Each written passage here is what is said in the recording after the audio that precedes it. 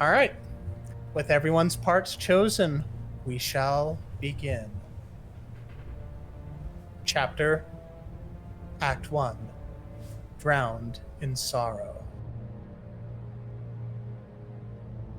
All right, and here's a little bit of direction I forgot to go through. So, with this text that looks like it's all of the voices mashed together, the siren text, then the one whose color it is leads speaks normally. So, Nox, since you're doing purple, you'll speak normally, but the rest of us will also speak it, but whispered.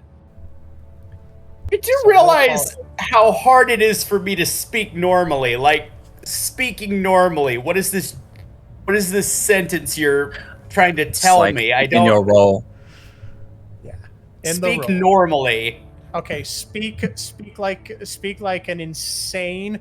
No, just with the roll, and then we'll whisper behind you. All right. Since time immemorial, you have ruled over these lands. A king, sovereign and powerful. Sovereign and powerful. Yeah. I know, it gets... It's a little bit getting used to. Sorry, I got distracted by the whispering. They call me Tickleby Simon. Oh, God. Oh, no. No, that's my thing. Just plow through it. It doesn't matter. Okay.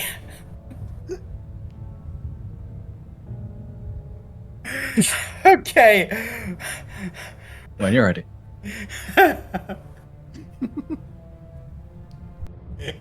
Damn it, I get the giggles.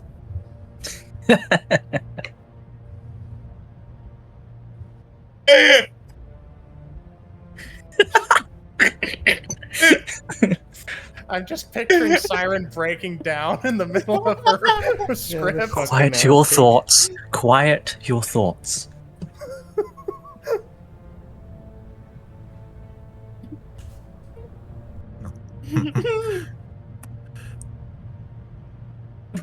If I can get straight up, straight up instructions from I'm actually crying. Great.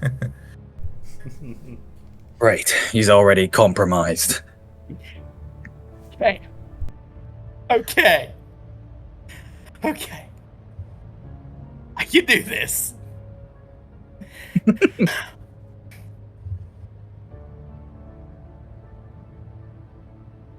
Since time immemorial, you have ruled over these lands.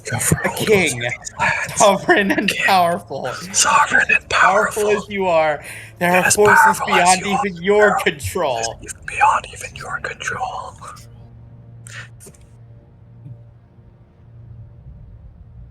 Your kingdom is dying, drowning in ever-rising waves of a watery grave. But all hope is not lost. What? Okay, get through that without laughing. Hooray. People who aren't whispering, do not think we do not know you. I can see you. What's happening? What is this? Where are we? What did it do to us? This is wonderful. I feel so regal. What? No. No. This is wrong. Sir Knight, you need to... There is no Sir Knight No Sir Knight here. Stay in your seat. Don't interrupt the performance. You hear a sound like rushing wind, the heavy slam of a door closing, and then silence. There. That's better. That's better. She's gone. Where did she go? Gone. Silenced. We're next. I'm sure she's alright. Yes. There's no need to worry. There's no need to need to fear. No Because you are here. The king. You cannot stop the storm, but you can save the lives of the ones you rule. They are your people, your responsibility, and you will not allow them to die. You look inside the mirror, gazing at yourself, reflecting on who you are and what that identity means for you and your life's purpose.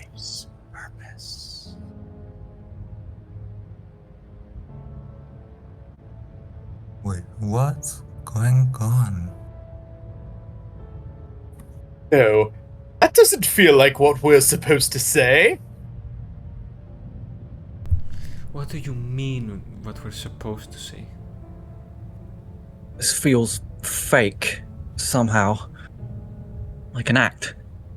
Exactly, which is why we can't trust it. What am I wearing? What you have always worn, your majesty. Your royal mantle, the mark of your station, and your royal crown, symbol of your power and authority. You could hardly consider yourself a king if you did not dress up for the part.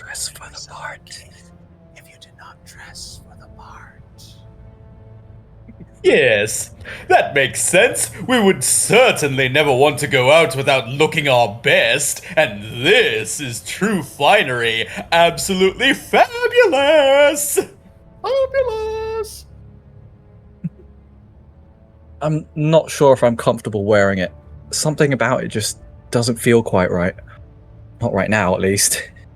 And yet, we still wear it quite well.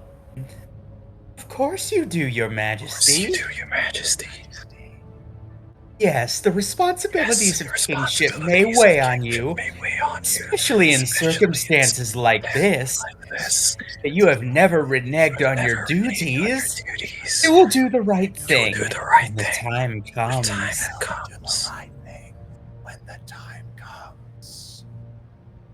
Is this real? Why can't I remember what I was doing?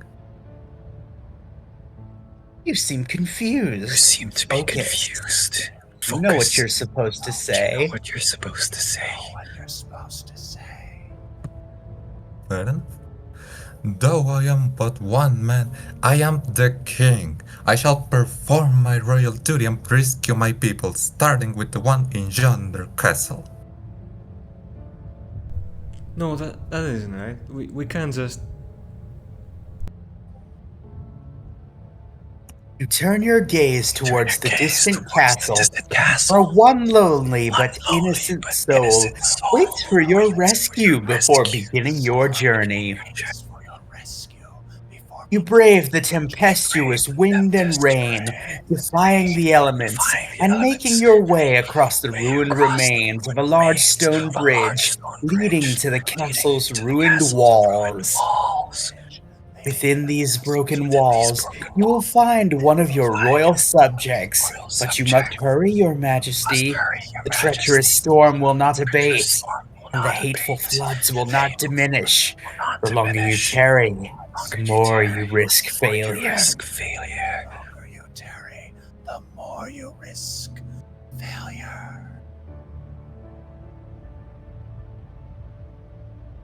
Does anyone think this storm is captivating? No, why would you even begin to think that? I just think there's a kind of grace to it. The way it ebbs and flows, almost like it's dancing. It's destroying everything in its wake. How could that be beautiful? I don't know. I think it's sort of beautiful. In a cosmetic sense. In a cosmic sense, at least. You think this is funny, man? In a cosmic sort of way, yes.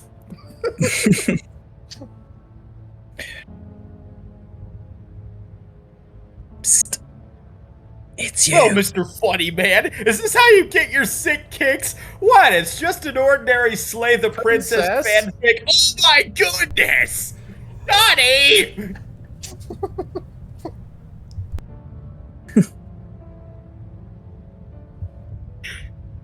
Regardless of how beautiful it may be, Remember, above all, that it is cruel and merciless. Real people have suffered from its cold, violent wrath, but many more will be harmed unless you save them. We can't let that happen! Come, we must sally forth at once! We don't know what's inside the castle. We could be marching towards our own deaths. But what if someone inside does need our help? It would be wrong to abandon them. Are you actually trusting her story? For all we know, this could be a lie. You have a point. I'm still not sure how real any of this is. And I couldn't care less how real this world is. I know in my heart that someone in that castle is in terrible danger, and it's up to us to save her. Or we could turn back. Where are my royal subjects? Shouldn't there be more people around?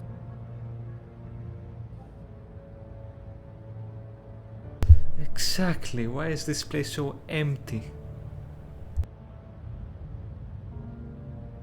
The Great Flood has claimed many, Your Majesty. Once this kingdom would have been teeming with crowds, all kinds of people laughing, playing, working, living their lives. Those days have passed. Those people are gone. The best we can do is to save those who remain.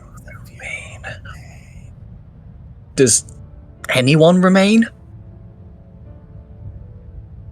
Someone precious is out there still.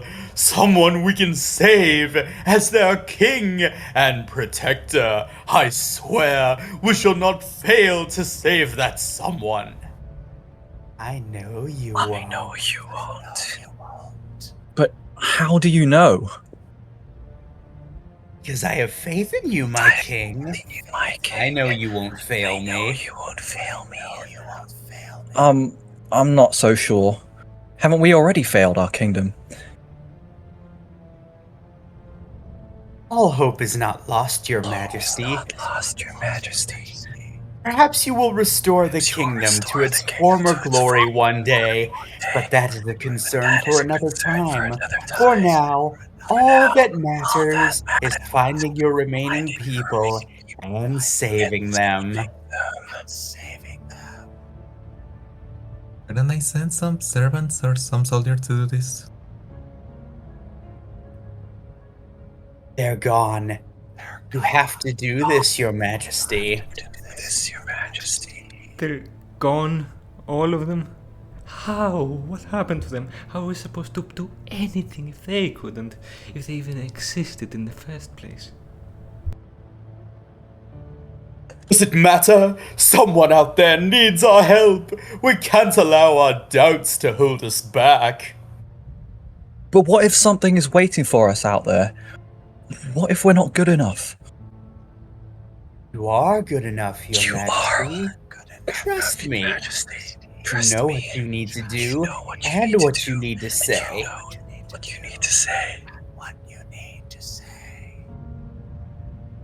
Well, whatever the truth is, it feels like we'll only find it by going to the castle. That wasn't your line. That's all right. A little improv doesn't hurt. The story can still continue. Just make sure to get the rest of your dialogue correct. You press onward, eventually arriving at the once magnificent gates of the castle ruins. Though they are far from their former glory, they remain large and heavy, impossible for any common person to open. But you are no commoner. You are the king of this land, and this is your castle. It cannot keep its doors closed to you. You need only command them to open. Really? That's all we need to do? You expect us to believe you? She believes in us. That's good enough for me. How can I command doors to open? There's no need to doubt my king. To doubt my king. You need only to believe. To believe. Okay. Open! Obeying your command, the gate rises, and the heavy doors groan open, admitting passage to their king. This is a trick. There's no way that actually worked. I wouldn't have believed that was possible, but it's hard to question what I'm seeing with my own eyes.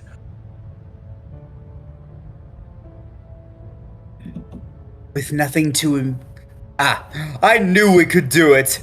We just needed to trust her and believe. With nothing to impede your entry, you proceed to the castle. Into the castle. You press onward, entering the once great hall of your castle. It is now a mournful ruin. Rain drops from the leaking roof, coating the stone walls in a thick layer of icy dampness. Collects in frigid black puddles on the floor before pouring in waterfalls down stony steps leading downstairs. Below, you hear something faint, a cry for help. A cry for help. It's so cold. I can't move. I'm drowning.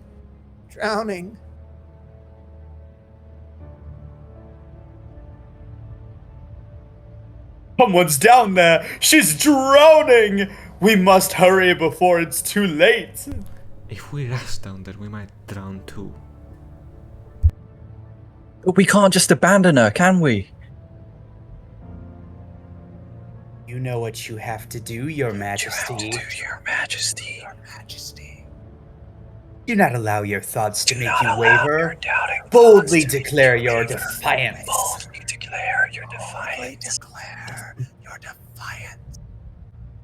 Fair enough, here I go. You have a script for a reason. Whatever.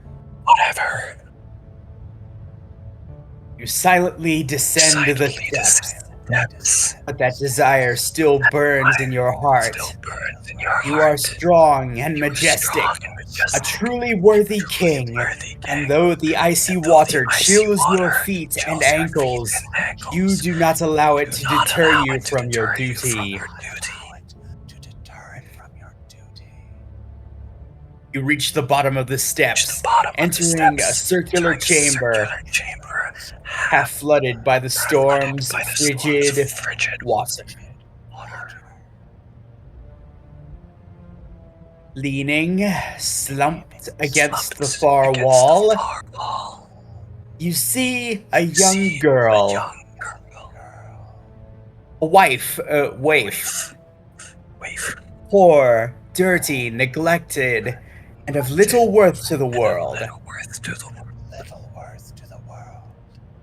But she is still worth it. She is still of worth to you, Your Majesty, for she is your subject, your responsibility. Even she deserves to live.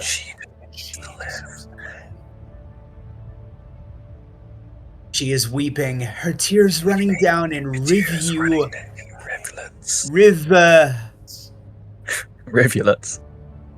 rivulets down her cheeks before dripping into the rising water below. But otherwise, she doesn't move. Her skin is pale and blue, but her sickly body succumbing to the damp and the cold. Her limbs are too weak to carry her out of this watery tomb, but you are strong enough. How could we not save her? She needs us! Quickly, go to her, comfort her, save her from this cruel place. Wait, what if it's a trap? But she's almost dead. Or playing dead? As the other kings continue their pointless argument, you see the little girl stir. Her weeping eyes flutter open before looking up at you. Your Majesty? You came for me. Why? I know I'm not worth rescuing. You should save yourself. You're more important. Wait, no. This isn't right. What am I even doing here? A sudden rumbling shakes the room. Your body pitches forward, nearly falling into the rippling water as the chamber shakes with violent rage. Why are you hesitating? You know why you're here. Why you're here? Play your part. Your part. What's going on? Why are the walls shaking? Did we break something?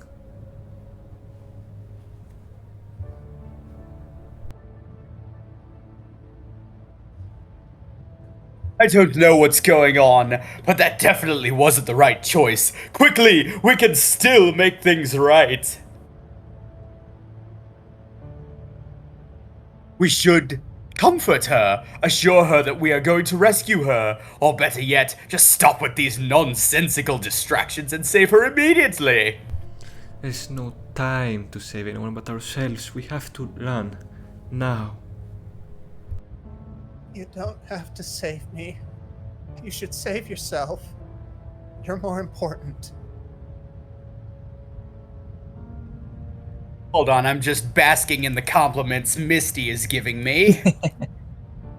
Of course. Your Knox. accent is very You're the good. King, the greatest voice actor. You can do everything.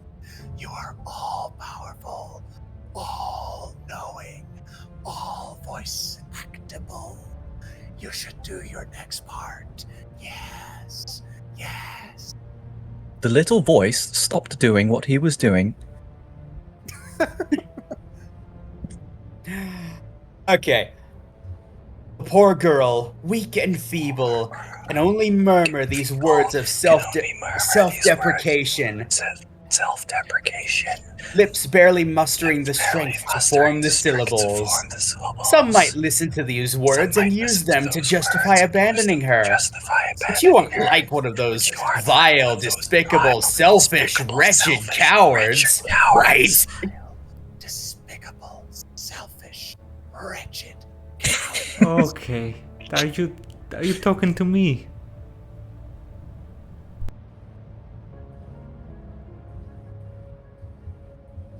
You would not simply abandon someone who needs you and save your own skin. Your heart swells with royal compassion, for you are the greatest of all. It's time to show it. It's time to show it. Yes, show her her greatness. Show her the compassion that only we can give. No, wait, this isn't right. I can't just save you. I don't even know you. The trembling grows more violent. Water continues to pour into the chamber, filling the room, rising to your chest and her chin. Rising to your chest and her chin. It'll be over for me soon. You can just leave me. I know you're only pretending to care.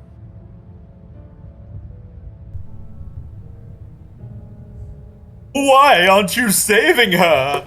Because this is all wrong. This is all a trap. She's just trying to lure us in. Cowardly King says this, obviously scrounging for any justification he can to save his own skin. A good king would ignore him and do what is right.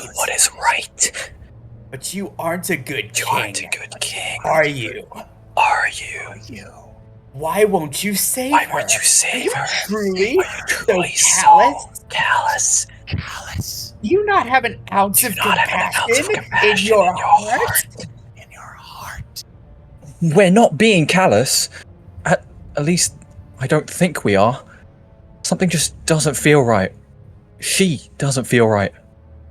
You're not supposed You're not to treat your supposed own to treat subjects your own this way. subjects this way. You're a king. You're a king. You're supposed to You're protect supposed them. to protect them. It's your duty. It's your duty. Oh yeah? Well, if we're king, then why do you feel like you can boss us around? She's not bossing us around at all.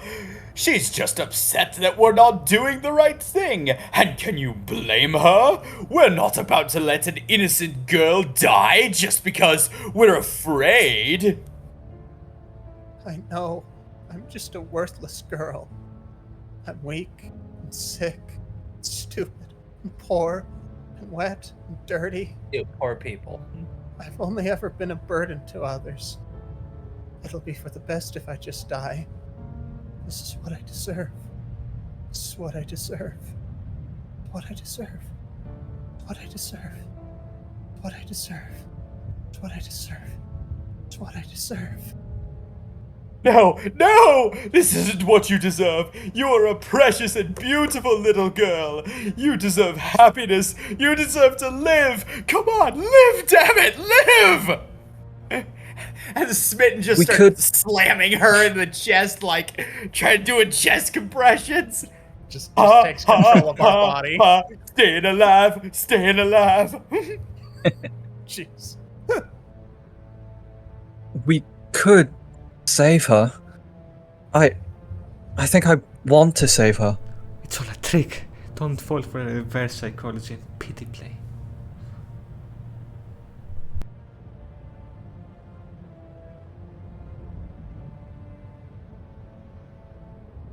Tonight?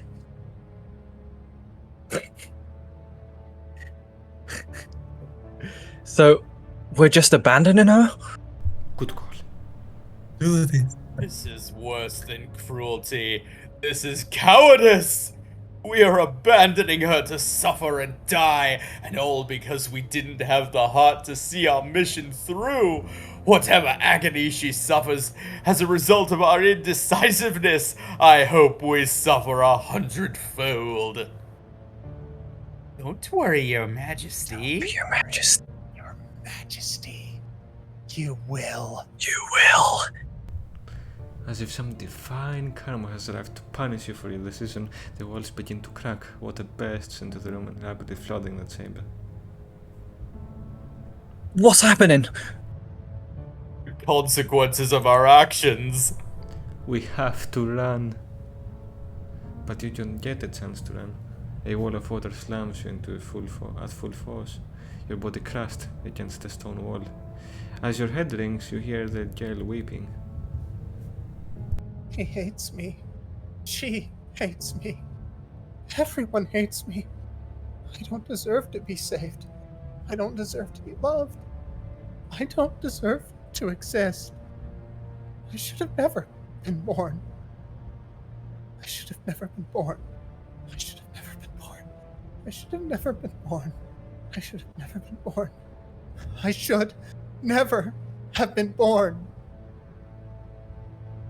The rising water has subsumed you. Your body weakly flails, your reserves of oxygen quickly vanishing as you desperately try to take in a gulp of air, only for icy water to choke your lungs. The girl's body bobs next to yours, tears staining her wet face, as you and she await for your deaths. But you do not drown. Looks like this was not the correct role either. No matter. Our play has just begun. Time for an intermission. Everything goes dark, but you do not die.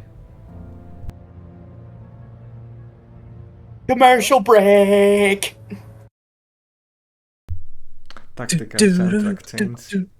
What the heck did I do? Chapter 2. The Siren. Interlude 1.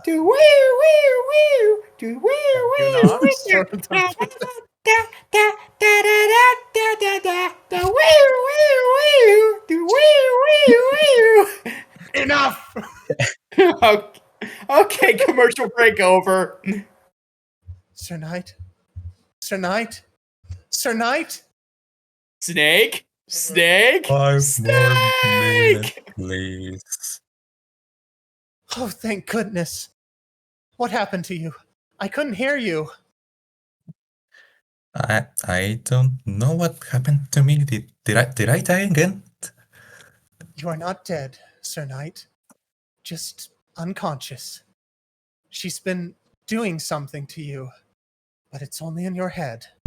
Remember that. She tried to trick us. She tried to change us. We're back. I remember who I am. That was horrible. We allowed her to suffer again. None of that was real.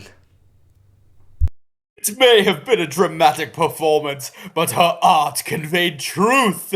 She is suffering, and yet we continuously choose to neglect her. The princess, back turned, adjusts her half mask over her face before turning around to face you. Yes, evidently you will not be moved by pity. You don't care about me at all. I could be on death's door, and you still wouldn't care. What a surprise! The guy who abandoned me wouldn't care about anyone else. How cruel. Cruel, cruel, cruel, cruel, cruel. And this was after I put crown on your head and let you play out your little power fantasy. But you didn't appreciate crown, did you, comrade? Maybe you'd prefer leash. Why do I bother giving you gifts? Why do I bother trying to coax you? Every time I try to be kind to you, you spit in my face. I failed. I failed to convince you to show compassion. And now it's just going to get worse. A lot worse. Putting you in a position of power over me was a mistake. But jumping to the other extreme may be a mistake as well. A rebellious slave is no better than an unwilling king. I need your cooperation. To attain that, we need mutual trust. And in order to have trust, there must be a measure of give and take, equivalent exchange. Perhaps the best way to attain that is to cast two of us as peers. You're squinting again. She's raising the mirror to your face, isn't she? No, please! She's sending us back. Another chance. Another chance to make things right. Do try to get it right this time. It would be to both our benefit to not have this repeat too many times. I'd rather not do that. Chapter Act 2. Chapter.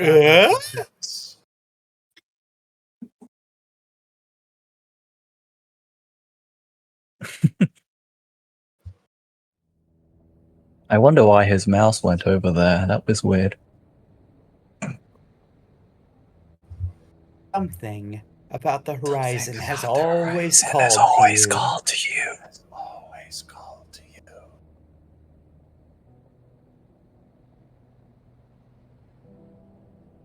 It sits out there in the It distance. sits out there in the distance. A red sun casting its faint light through the pale fog that blankets the sea. Most fear the fog, choosing to stay put in their small hometown. In their small hometown. But where others remain content to stay in place, in blissful stagnation, you seek to discover what lies beyond. Ugh. You cannot remain tied down, your mind and body tethered to your provincial life. When you look in the glassy surface of the rippling water, you know who you are. I am what I am. I'm Popeye the Sailor Man.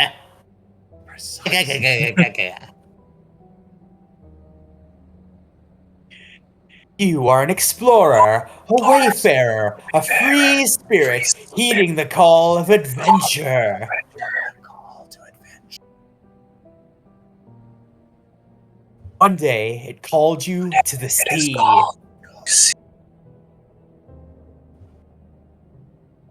With your meager funds, you purchased a boat. I'm on a boat! And embarked. Taking with you all the supplies, all your knowledge, all your skills, and a single compass to guide you. I want to kill myself. Don't do that. Little voice in my head, please don't do that. I need you right Upside down. Let's continue. Please. With the compass in your hand. Manage. Oh God, no. Hang on. Oh God, no. Hang on. Donnie, you're dangerously close to making me laugh. Dangerously close to making me laugh. I should stop. Oh. I'm just copying what he says because that's what I'm supposed to do. What's supposed to do? What you're supposed to do. What we're supposed to do. Okay.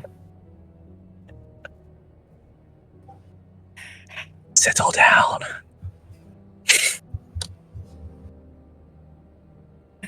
Okay. With the compass in hand, you managed to make some headway through the nebulous fog and deeper into the vast ocean. But as the clouds of mist had blotted out the sun, your journey began to grow more perilous. It began with a single collision as your boat violently smashed against a hidden maw of razor-sharp rocks. Shit, that bit's the hull. We'll be sinking in moments. I knew we should have gone out here. Why did we ever leave the shore? It was safe. The sea called to us, and we certainly can't keep our mistress waiting. Our mistress is doing everything she can to drown us. Come now, we're still afloat. The sea has not betrayed us yet. And even if she did drown us, what better way to die than in her watery embrace? Speak for yourself. What was that in the... What? Oh, fuck. What was that in the fog just now? Was it a tentacle?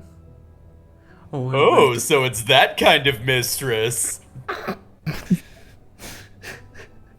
Okay.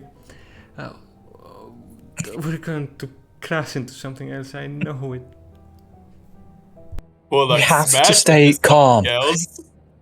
If we panic, we'll just make things worse. The fog's growing thicker. Even with our compass, there's no way we'll be able to navigate out of this death trap. Yep, this was a bad idea. We should turn back now. Finally, the only reasonable decision you've made since we began this foolish journey. Are we really just gonna give up? We can't abandon our quest. We've only just begun. Besides, this isn't a side quest. It's part of the main storyline. We can't cancel it. We'll be quitting the game. We shouldn't have ever begun, but at least we're quitting now before it's too late. But do we even know the way back? That fog hasn't grown any thinner. I can't even tell which way we came. And he is correct. For as much as you may wish to succumb to your terror and flee to safety, to your home, you know that you can never find your way back. You are lost. Alone. And you will remain that way. Unless what? Turn your head and see it. In the depths of the rolling mist. A light. Well, What is that? Not sure.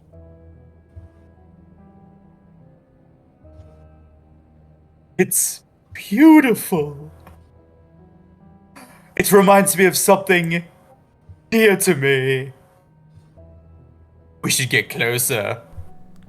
Are you out of your mind? What if it's a lure? What if it wants to kill us? I've seen Finding Nemo. I know what happens when we go toward a light. Just keep swimming. If you swimming. If you choose to ignore the light and sail away, you will remain lost. There is a risk with approaching the light, but such is the nature of all discoveries. You are a voyager. Will you allow fear to suppress your curiosity? Yep, and that's why I'd rather not take the risk. Bye-bye. Unsurprisingly, you choose the coward's way out. Safe bet, if not for the rocks that suddenly appear from the fog. Oops, how did they get there? Where did those come from? Hard right. But it's too late. The splintering crunch. Side of your ship crashes into the spear-like rocks. You fall forward, ears ringing as entire planks of wood are ripped from your vessel's hull like great wooden ribs, leaving gaping holes behind. Icy water from the bilious waves floods into these holes, but you manage to stay afloat. For now. We're going to drown. We're going to die out here. Come on, we have not sunk yet. We have to keep sailing. Maybe we'll find land if we just keep going. We'll never make it. We have to abandon ship. But what's waiting for us down below? What if it's worse than staying aboard? We need not fear our mistress's embrace. And indeed, she has not abandoned us to our fate. Look over yonder. Even though we turned our back on her, she saw fit to send us a miracle. More tentacles.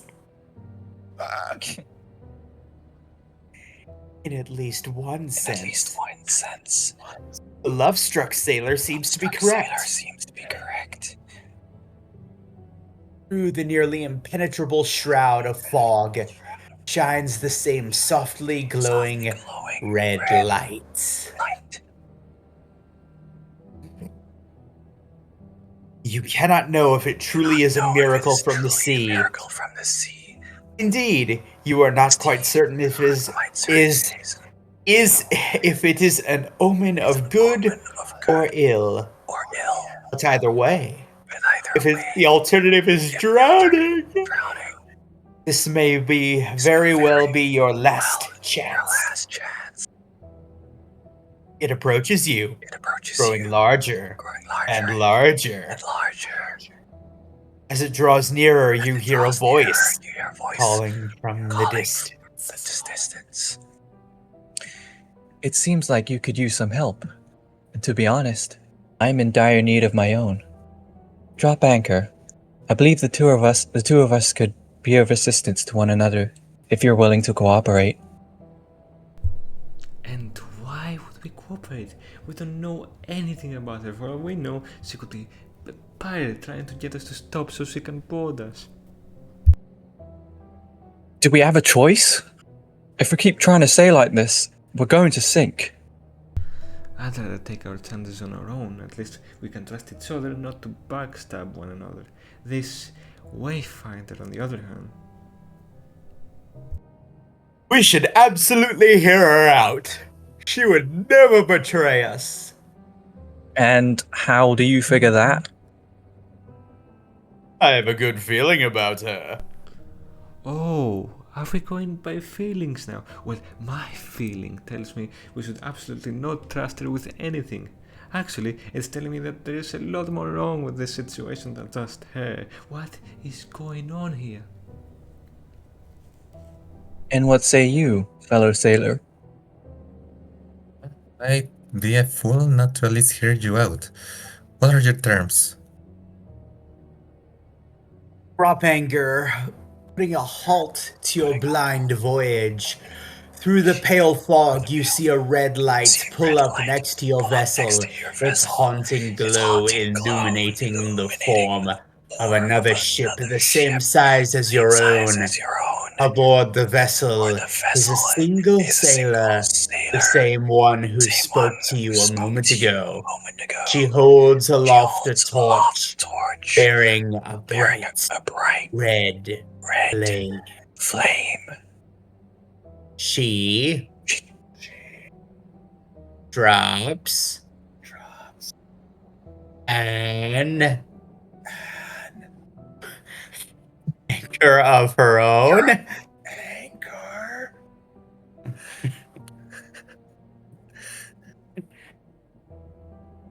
Lowering a plank onto the deck of your ship to form a wooden bridge. Locking eyes with you, she motions for you to approach. No way, we're absolutely not climbing aboard the boat. I think we should be safe. It's just her. One person. Is it, or are there more hiding below deck?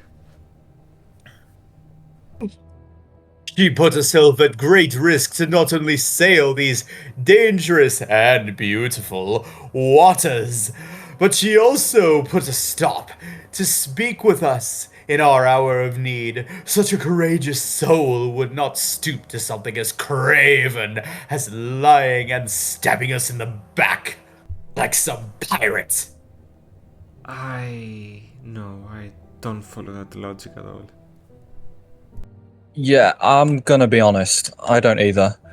Not that I think she's necessarily out to kill us, but it might still be a good idea to keep an eye out just in case. If she really wants to talk to us, she should come aboard our boat. Well, if you want to talk, we can talk, but we should meet in the middle. I don't trust you yet. Oh, I don't like that one either. What if we fall? At least we're not meeting her aboard her boat. Plus, she'd have to make herself just as vulnerable as us if she wants to talk.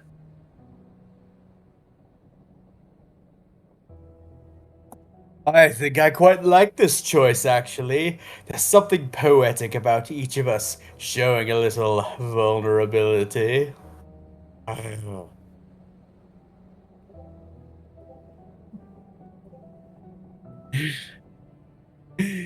You cross onto the gangplank before stopping in the middle.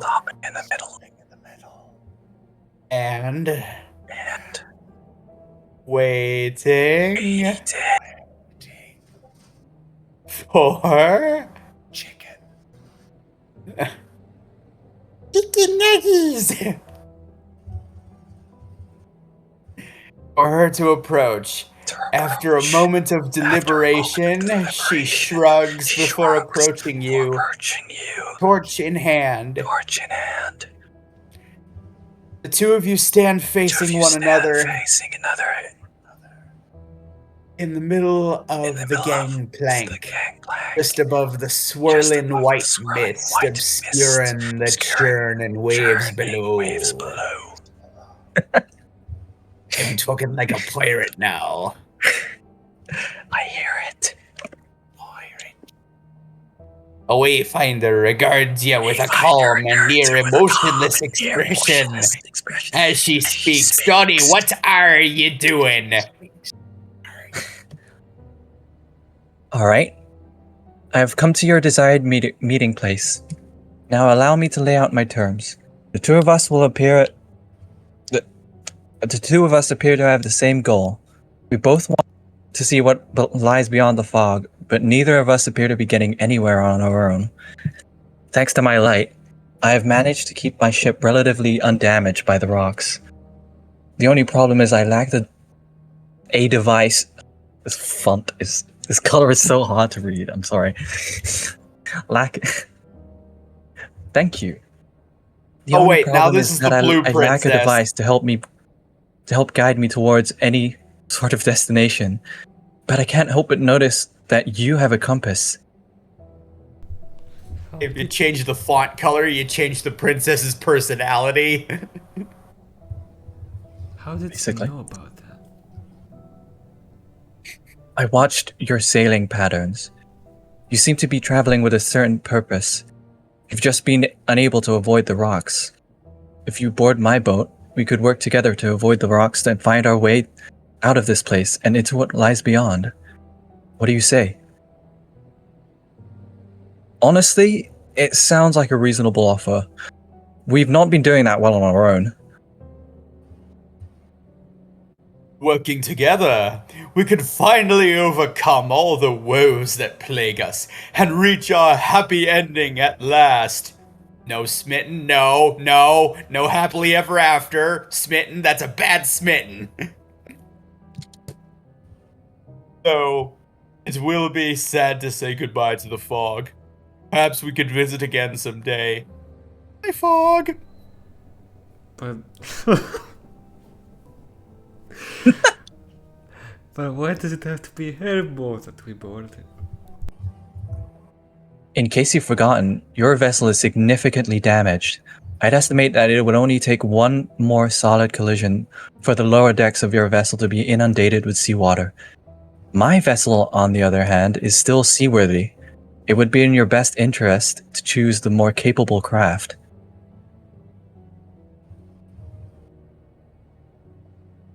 He offers you her She offers her hand. So, will you join me? Why aren't you negotiating with me in the first place? Why not just try to take the compass for yourself? Like, you want this compass? Come and take it. You are large. Sorry. Confusion. You are larger and stronger than me. It would be inadvisable for me to attempt to steal your compass. That's not even mentioning the fact that we are currently standing on a precarious bridge over a deadly ocean. Getting into a scuffle with you here would certainly spell disaster for the both of us. Even if I believed I could overpower you, it would be more than beneficial for me to have your willing cooperation. Such cooperation would be equally beneficial to you. And what if I just try to steal your torch for myself? Wayfarer keeps her expression carefully neutral despite your open provocation. Then I would be forced to defend myself, and in such an altercation, we would both risk a very nasty fall. As if to emphasize her point, the waves below surge. The gangplank rocks back and forth, causing you to stumble and nearly lose your balance. Yeah, let's not do that.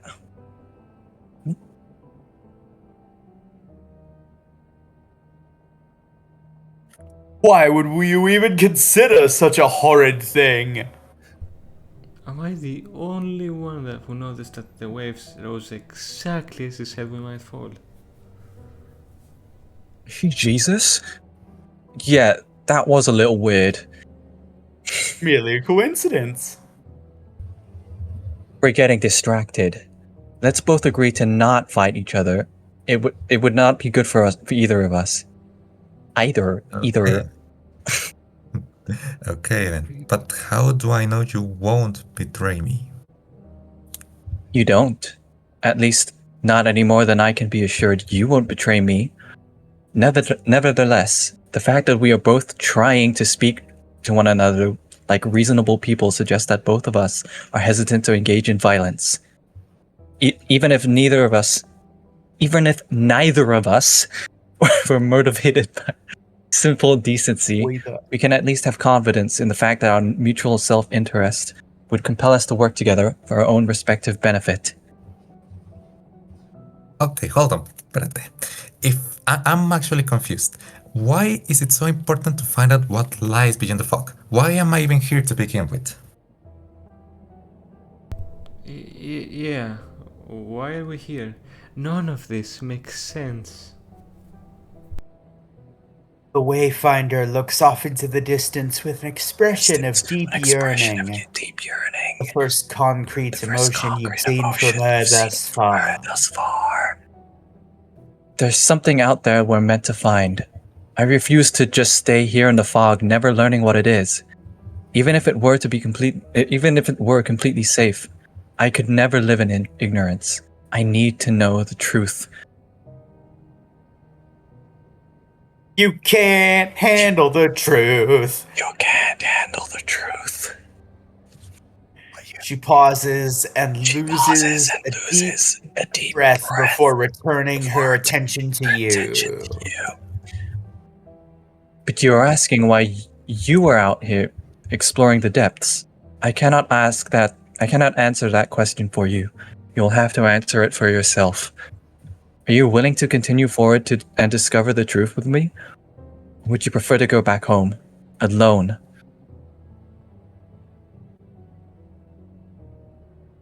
A gust of wind causes both boats to rock,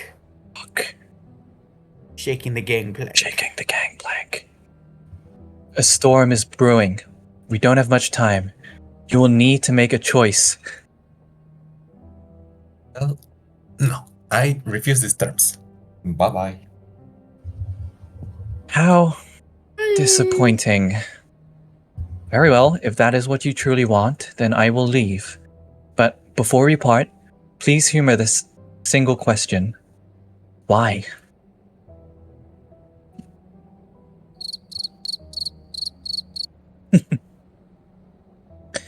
So you won't even answer me. Well, if that is truly your final decision, then there's no point in further discussion. Could you please highlight the text for me next time? Thank you. Should I read it again? Well, if that is truly your final decision, then there's no point in further discussion.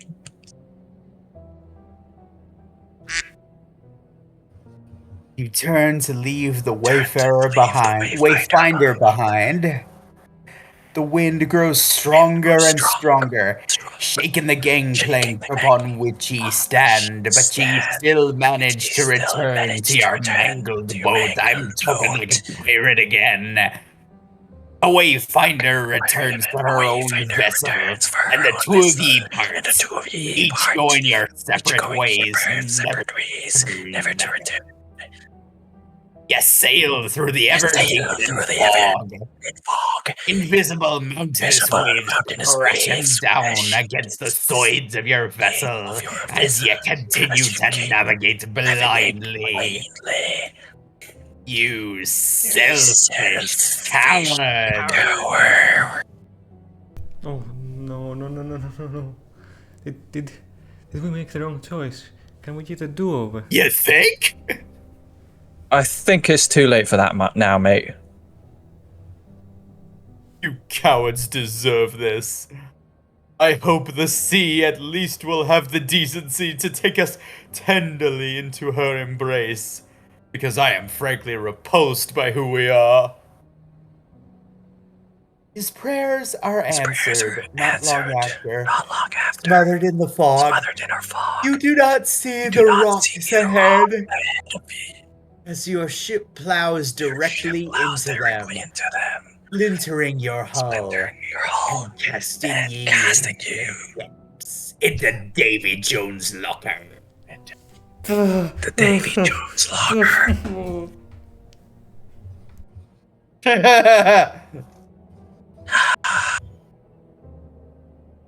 Your screams are snuffed out. Quickly. The wrestling waves rise to meet you. You are dragged under, far under. Beneath the fog and beneath the waves.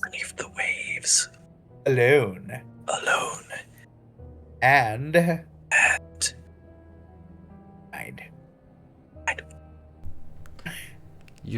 Your mind fogs as your reserves of oxygen quickly vanish. In the distance, you briefly spy a red light fall from the side of a sinking ship before immediately being extinguished. And then you see nothing. You hear her voice penetrate the vast and unknowable depths, her cries echoing into the abyss. The truth is out there, but I can't find it on my own.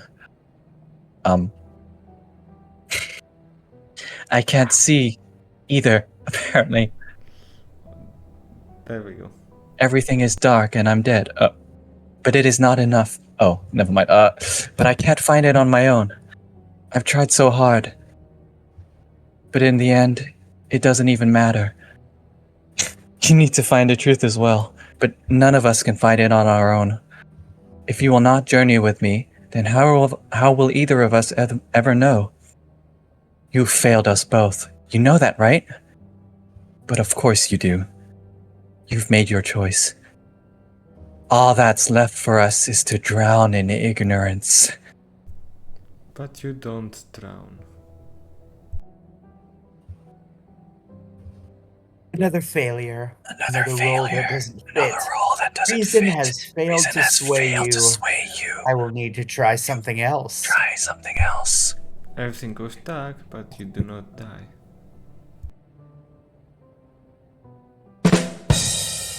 Why would she let us die?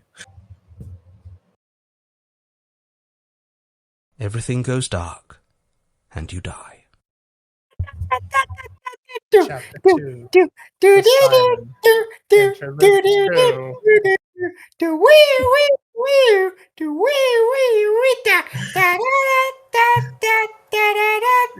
This still needs to be fixed. Good lord. This is bad. This is really bad. I couldn't even tell if it was fake that time. But it's not fake. Not really. Though it may be illusory, all of it speaks the deeper truths of her heart. She's trying to reach out to us, but we keep rejecting her. We can't accept it. What happens to our mind if it tricks us into handing it over?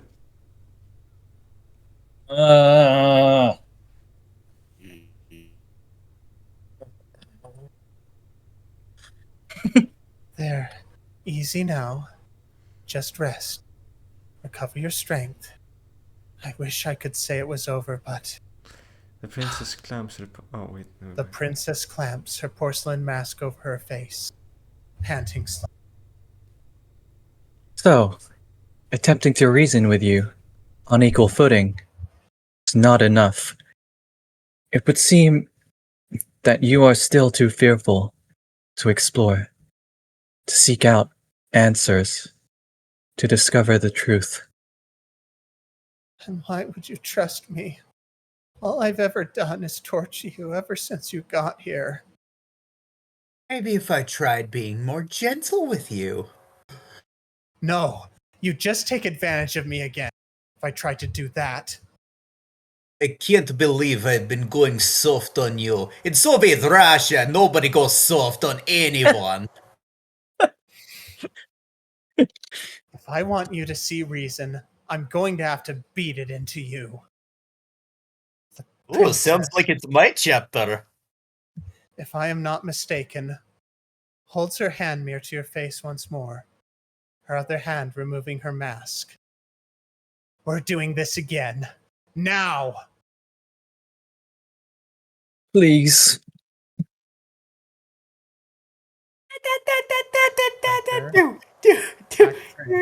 Tempestuous conflict. Thank you, Nox, for setting the tone of this chapter. Come on. Quite This so. will not get very annoying, especially when we get to the end. Alright, I'll pick something different next time. That was not the solution.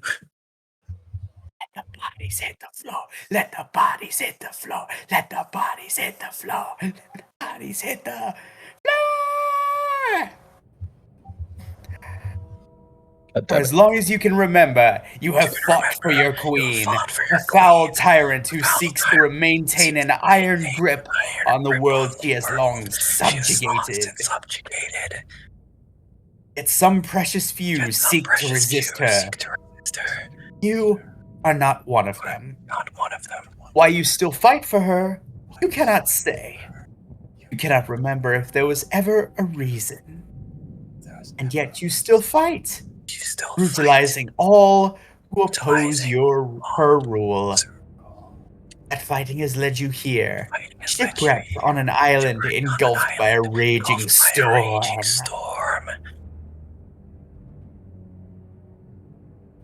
Facing you is your foe, a single warrior bold enough to defy the queen. Fight has left you weary, battered, bloody with wounds. But you have orders from your queen. She demands that you fight.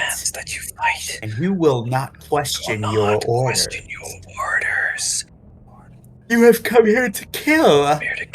And you will not quit until it is done. In the eyes of your opponent, you can see your mad bloodlust reflected back at you.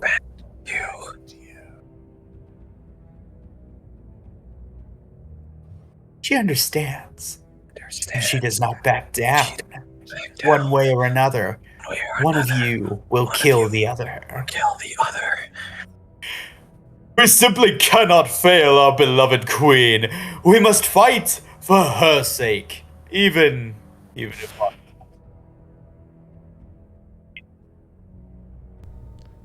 She sent us to our deaths. Even if we somehow managed to survive this fight, she'll just ship us off to another pointless battle after this one. She's coming after us again. Get ready. Ah! Wait, espérate, no. Wait. your fist slams into your jaw, shattering it. You fall to the ground. Owie. Vision swimming, head ringing. You're going to feel that one in the morning. Got? I expected more from the Queen's top minion.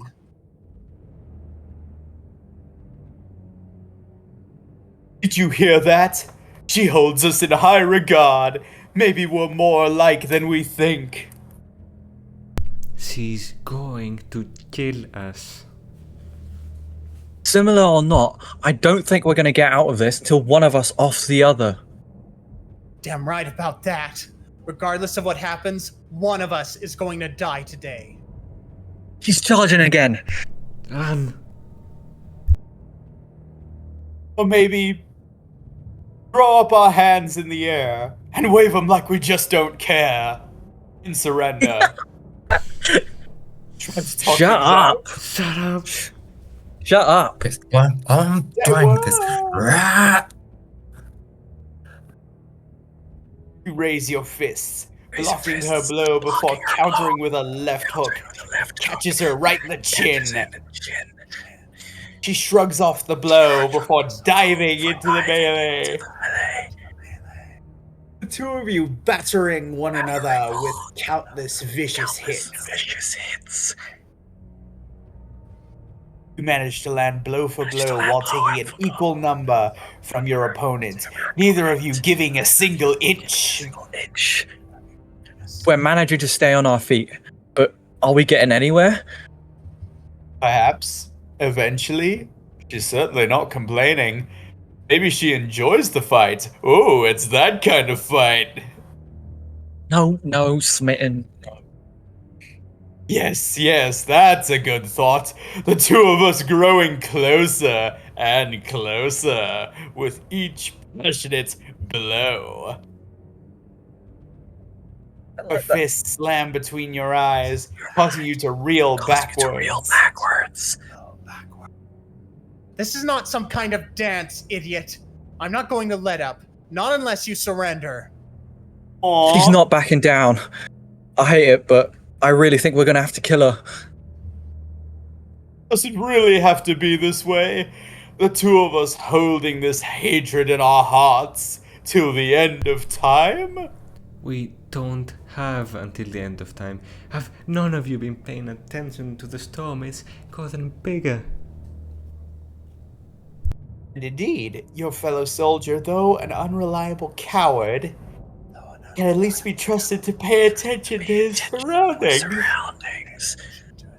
The storm circling the perimeter of the island like an impatient predator has grown worse, kicking up pieces of debris like bullets as mountainous waves crash on the shore. The warrior pauses, darting between you and the raging tempest. Now is the perfect time to lay down our arms or fists and finally talk with one another. Continuing this will only bring the both of us more grief. But if we let our guard down, she will take advantage of us. Yes, we need to keep fighting. You charge forward while the warrior's guard is down. She steps into the attack with ferocious counters, blocking the blow with one of her own. Her fist lands in your gut. The wind is knocked out of you and you feel your ribs shatter. But you still have fight left in you. The two of you fall back into the battle, exchanging blows with fervor. All around, the storm winds intensify. Shrapnel pelts your extremities. The wind sandpaper against your skin. Your vision blurs. The raging tempest blinds you. We have to stop! I know we can reach out to her if we just allow ourselves to open our hearts. I don't know if she'll want to listen to us, but I definitely don't like the idea of staying out here in this storm. There has to be a safe place we can run to, but what if she follows? We have to stop. If we keep fighting each other like this, we're both going to die. Though it's difficult to speak with the damage to your jaw, you're a soldier. You push through the pain. She hesitates before gritting her teeth. Do you really expect me to trust you after you came here to kill me? Okay, do you know why I was sent out here to kill you? Do you? No. Do we know why we're fighting? It's all a mess, just one fight after another, with no information, each battle bringing us closer and closer to death with no end in sight. The Queen must have her reasons for sending us out here, and yet... Storm winds seem to calm ever so slightly, though the rumbling thunder warns that this peace will not last long. I don't expect you to trust me, but I don't want to die, and I don't think you do either. Can we at least get out of this storm?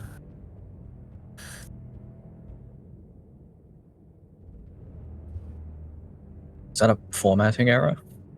Yeah, it must be. So this would be Orpheus, the truth dialogue. The warrior lowers the fists before nodding.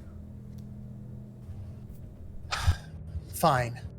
I know a place where we can wait out the storm. We can settle things after this all blows over.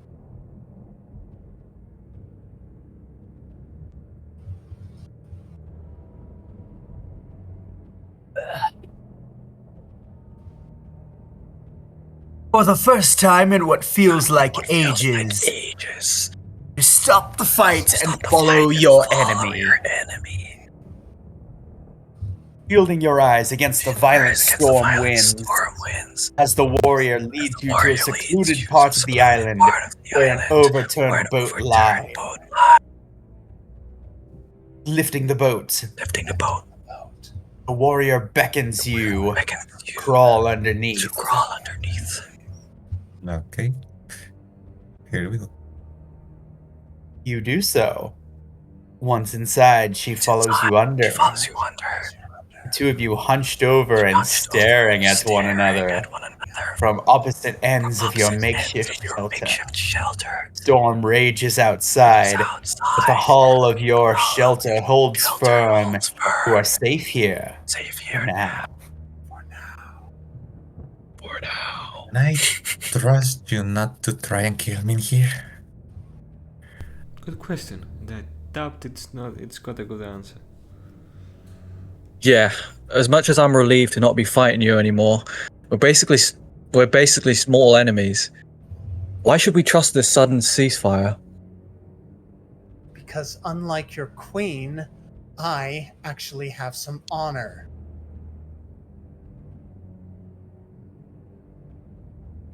Now hold on.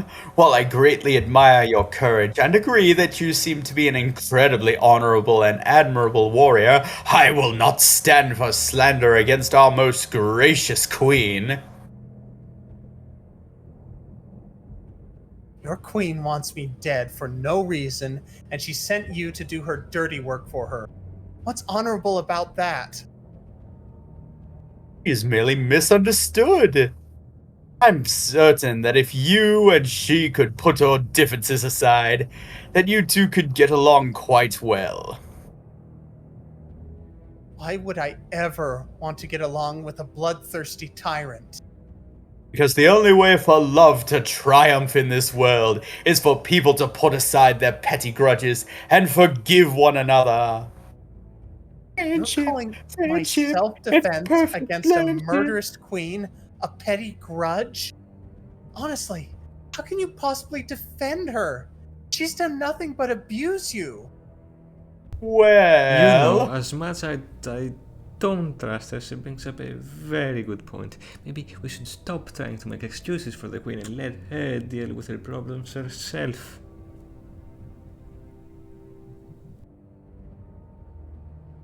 beg your pardon? Did you, a fellow soldier of the Queen, dare suggest that we break our oaths and abandon her? Yeah, surprising as it is, eh? Surprising as it is, I agree with our enemy. At least this one point. Hey, what do you know? We found something we have in common. Can't believe what I'm hearing. The valiant warrior I can understand, what with her being misguided in her hatred for our fair queen, but you, why I ought to. And we maybe hold off on all-out warfare. We just managed to stop fighting. Fine. Thank you for this. Warrior scowls. Warrior scowls. Don't think this is some act of charity. Once this storm is done, I'm continuing my fight against the Queen. If you stand in my way after that, I will take you down. Why did you offer me shelter? The warrior looks down at the ground, pondering the question. Pondering the question. There were some practical reasons. If I ran off by myself, you would have followed me here and continued the fight. With how our fight was going, I wasn't going to defeat you and make it to a shelter in time. But I don't think that was the real reason. It didn't feel right to leave you to the storm. There'd be no honor in defeating you that way. Another pause. Another pause. Plus, if I'm being honest, I don't think I really want to kill you, as much as I might need to. What happens now? We wait for the storm to pass, I guess. After that, She trails off. she trails. May I ask you a question? You just did. No. I'll ask anyway. No. Why do you fight for the Queen? Because she's pretty and I love her. Unfortunately, I'm not allowed to say that, so I don't know. I just do. Have you ever considered perhaps not fighting for her? I mean, she's done nothing for you. Just thrown you at all her problems, not caring if you live or die. I could understand your sense of honor compelling you to continue serving her up to a point. Surely, you're not so stupid that you'd continue serving her when it benefits absolutely nobody except her. So what are you suggesting?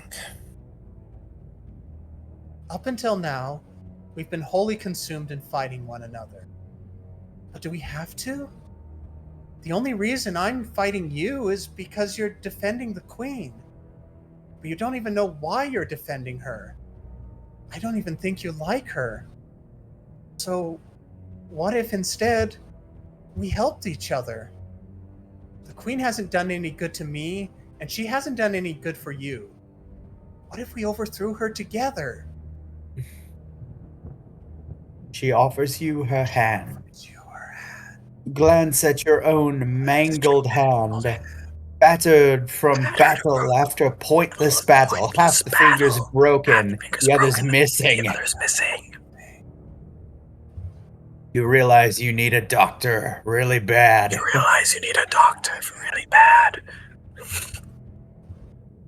The rest of your body has not fared much better. Looking down at yourself, you realize that this is the legacy of your loyal service to the tyrannical queen. You fight and bleed and suffer for her sake. And yet she does not care. Never once has she expressed a real shred of concern for your well-being. And if you died, she would not shed a single tear. Perhaps it's time you faced your true enemy. No.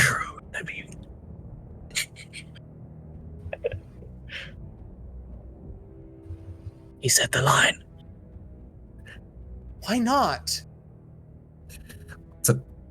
Something about this is wrong. I don't know what it is, but it does not feel right to do this. So be it. The warrior slams her fist into the roof of the shelter. The boat flies into the storm, the wind dashing it against a nearby rock formation. Before you can recover, she nails you with a fearsome uppercut, sending you flying through the air before landing roughly on your back. I won't give up my fight against her. If you insist on fighting for that abusive tyrant, then so be it. The only thing I'll accept now is your surrender. Do that, and I'll let you live, so long as you lead me to your queen. No, I won't do that. You brainlessly flail at the warrior. The only person to ever actually show you an ounce of compassion and mercy. You give none in return. No. The only language you know is violence. You smash and tear into her with fists and claw and teeth. You do not triumph. For though you are bigger and more bloodthirsty, the warrior fights for a just cause. You cannot defeat her. Isn't long before her skill outshines yours. With a sweeping kick, she knocks your blundering body to the ground. Before you can recover, she is on top of you. Fists raised. In that moment, you realized you could end your life with a single blow. But in spite of everything, she holds back. You've been beaten. Surrender! Should be this one. No, I will never surrender. Warrior showed you mercy, and instead of taking it, you spit in my face. Spit in my face. Again! Again. Why? Why? Are you really so violent and bloodthirsty? A creature devoid of compassion and reason? We should have accepted our mercy.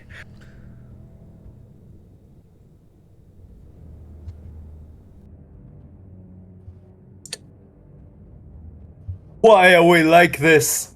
Why can we never accept her compassion? We can still survive this. We just have to run away. There will be no running away. Running away. Wanted a fight, so now you'll get a Now fight. you'll get a fight. And it won't And it stop. won't stop. The warrior rains Warrior down blow rains down after blow blow after after blow blow, after blow, mashing your flesh, mashing your flesh and bone into a bloody paste. And you deserve And it. you deserve it. You're not a person. You're not a person. You're just a killer, Just a killer.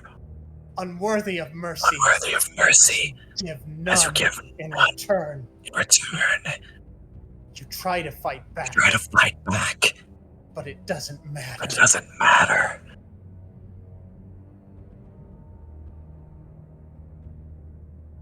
Even the warrior's victory means nothing. Victory means nothing. The storm picks Storm up around you. Picks up around you. Debris tearing Debris your flesh to tearing your ribbons flesh and as you ribbons. continue As you your continue mindless your fight. mindless flight. You don't care. But you don't care. You never care. Never care. In the end, you will always be my enemy. Hits rain down upon you from all sides, both from the wind and from the princess. The tempo of the fight rises, the blows landing faster and faster, until, with the crash of a single great wave, it ends. You and the princess are violently tossed into a whirlpool of rushing water, the force of the ocean battering your flesh into a broken pulp. You are dragged down to the bottom, but you don't drown. Everything goes dark, but you do not die. All right. Okay, I'm going to pause here because I know that the time zones of some people mean that it's very late for certain people. So I'm going to ask, do we want to keep continuing or is this a good stopping point? I'm not going to bed anytime soon. Thank you, Stubborn. Okay. Orpheus says yay. How about you, Nox?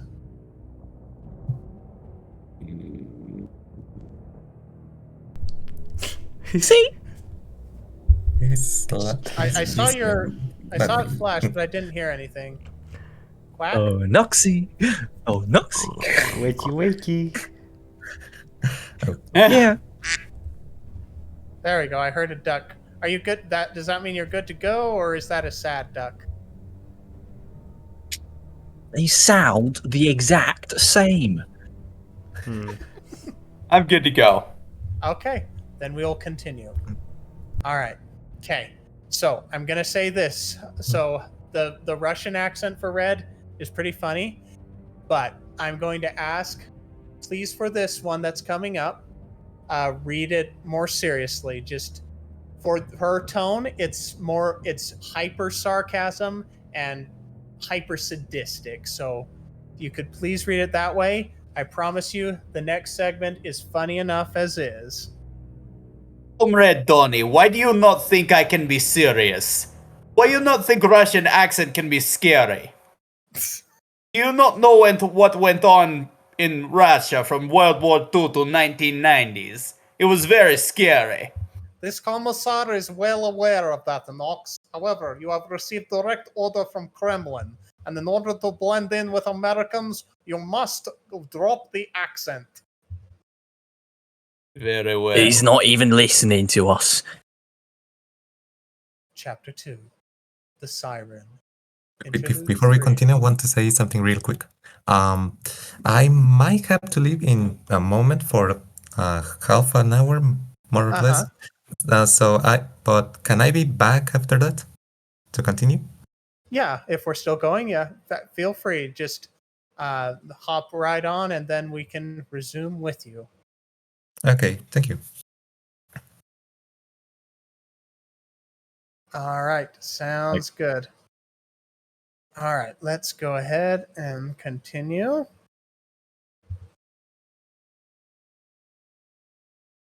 Wake up. You awaken to the sharp crack of the princess's mask breaking, a fracture nearly splitting the porcelain face in two. This is a nightmare. I'm starting to lose track of when we're asleep and when we're awake. Are we awake, or is this just part of a dream? This is real. I am real. But how can we know? How do we know any of this isn't part of their sick play? An interesting philosophical question. But do you really think this is a dream?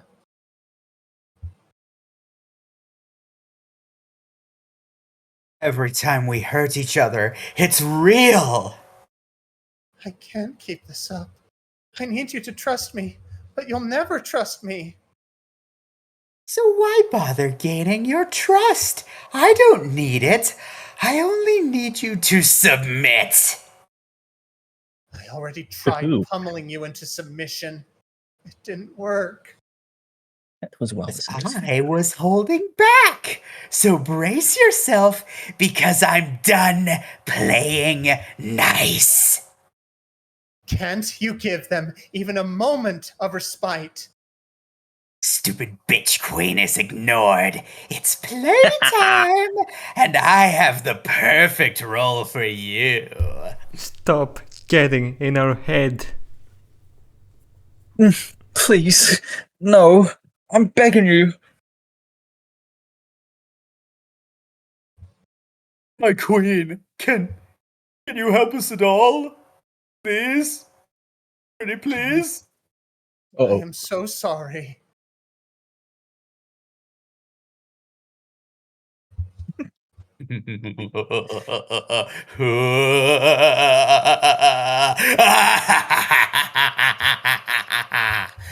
My turn.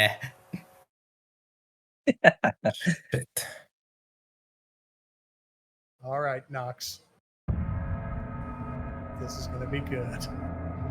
Wow, that Ooh. For unquenchable thirst.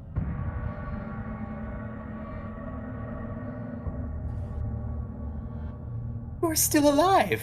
Congratulations. Congratulations. No, seriously. Seriously. Managing something as simple as breathing is really quite the achievement for someone like you.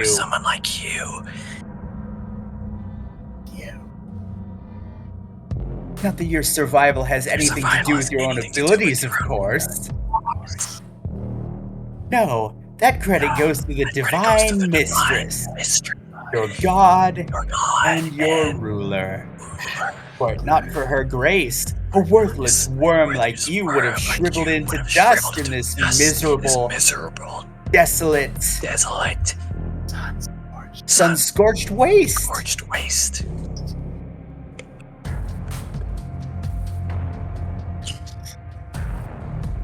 Isn't it lovely you get to continue your existence in this beautiful world?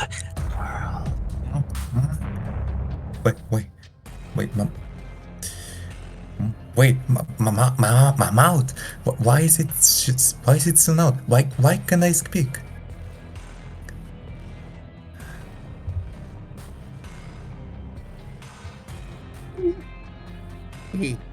Silly worm. You don't need to speak. It's not like it'll do you any good. No good. Listen, your line.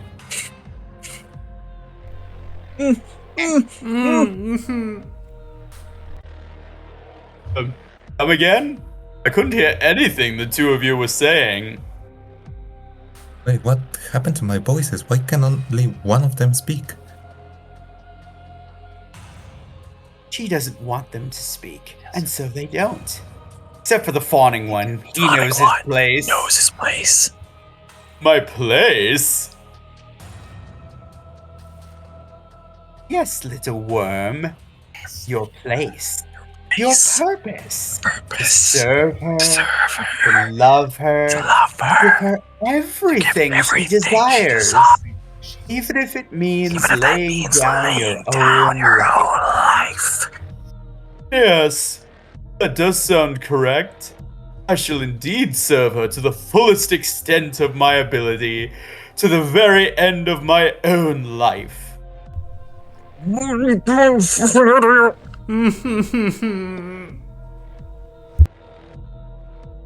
Enough questions now. Questions for It's now. a new happy day of existing for you.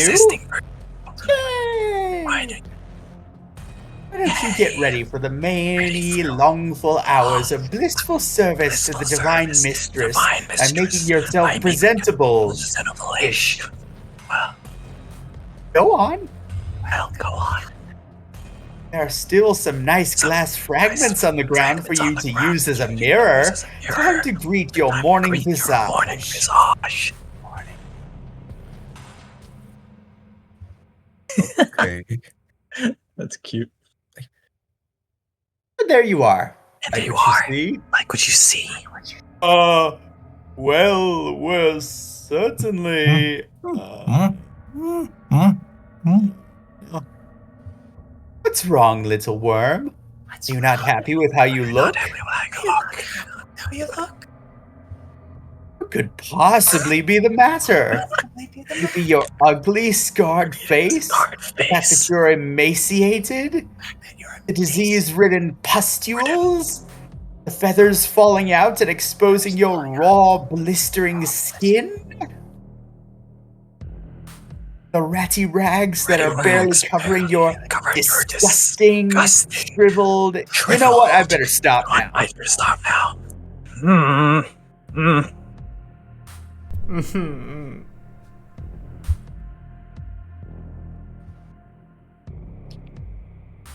Why? I feel ashamed. Why in the world would you feel like that? Not like you're absolutely worthless. Right? Right. I mean, you are an ugly, pathetic worm who adds no beauty or value to the world. There must be a reason for you to still be here. Otherwise, why would the Divine Mistress have tolerated your existence? What? Speaking of, it sounds like she's calling you.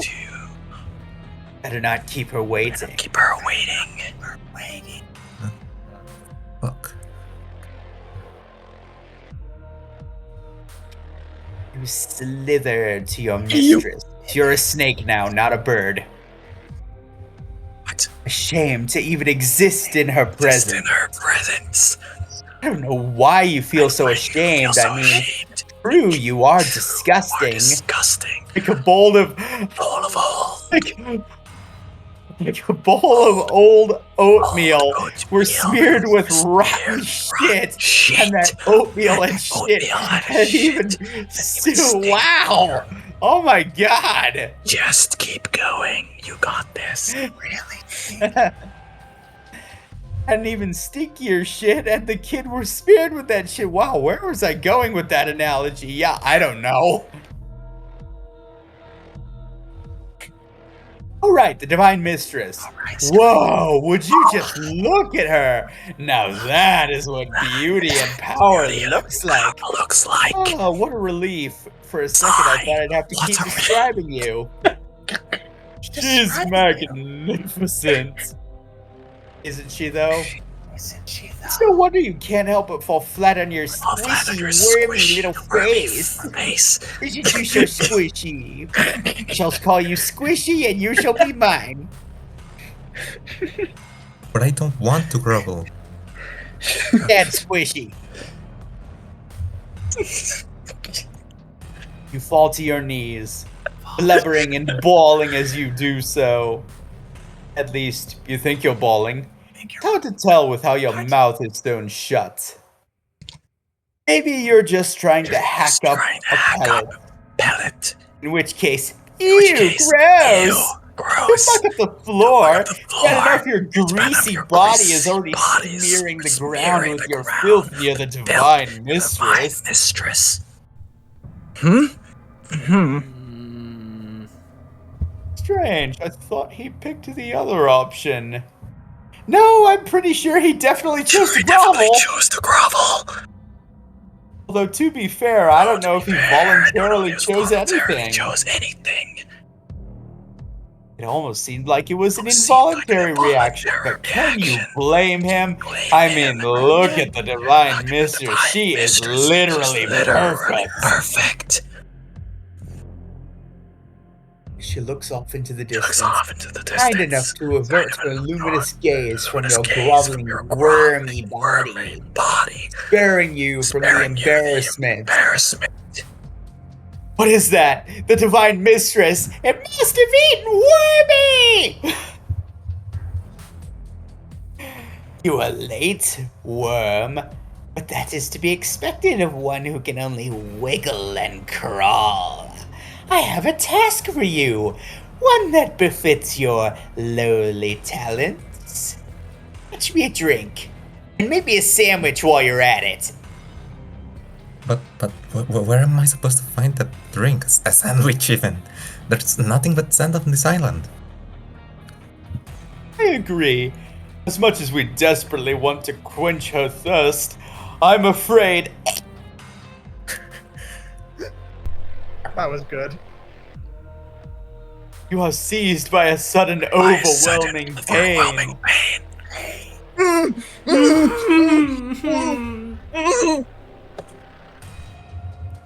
No, stop, mistress. I'm so sorry. I'll be a good boy, I promise. I know. That's why you feel so bad. The pain grows in intensity, and your body trembles in agony. Oh dear. Seems like you didn't choose the correct option. Don't worry. Eventually, mercifully, overwhelming pain ends. You weep at your mistress' kindness. But swelling with adoration and gratitude. Hopefully you won't choose the stupid option again. I don't know, I can be kind of stupid.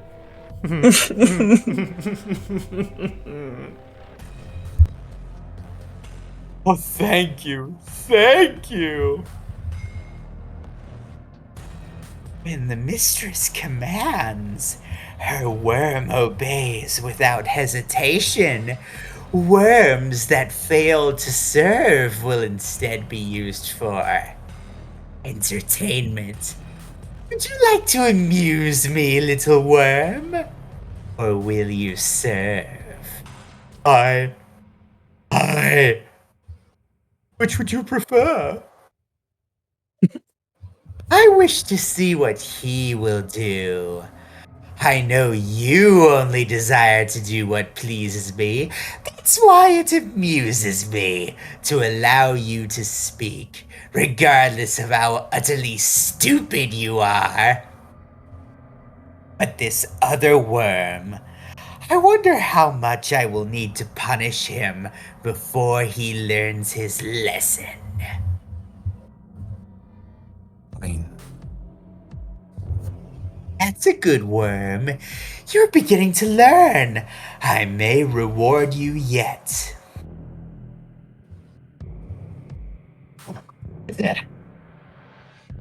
Look at you. You made the right choice. Congratulations. You're learning. It was kind of her to give us another chance. She really does care about us. But where should we look for a drink? I don't know. I guess you'll have to figure that out. Quickly. It'd really suck if you somehow managed to make another catastrophic mistake. Okay. What about the shipwreck? Let's go there.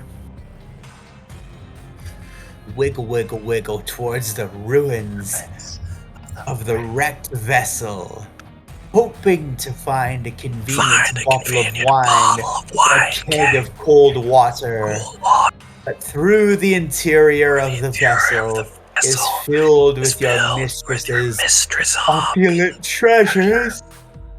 There's not a drop of liquid that would please her. Well, it wasn't a complete waste of time, though. There's a goblet we can fill once we find a suitable drink.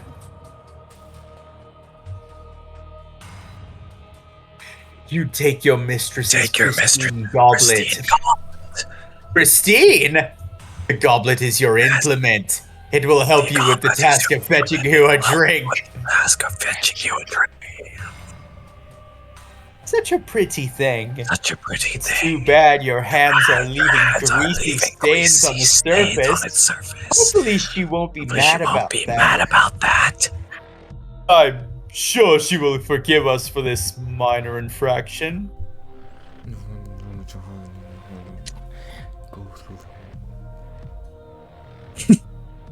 Goblet in hand, you leave the wreckage of your mistress's ship and return to the island. Well, nothing but the goblet. Let's look around the island. You squint your crusty eyes, staring hard at the miles and miles of hot, dusty sand. To your surprise, you find more sand. You don't like the sand. It's rough and coarse and it gets everywhere. Oh, that's an endless ocean of salt water.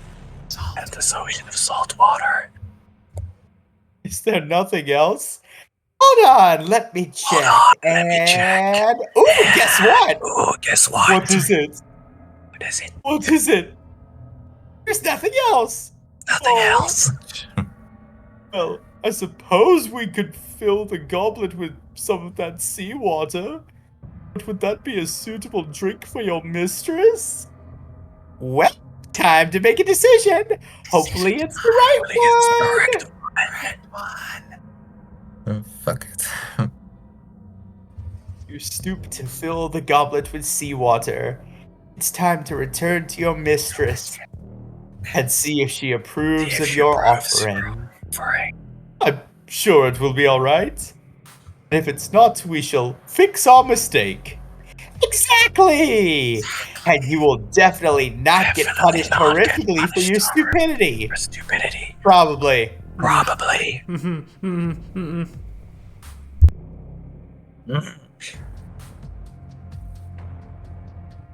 Okay, well, here we go.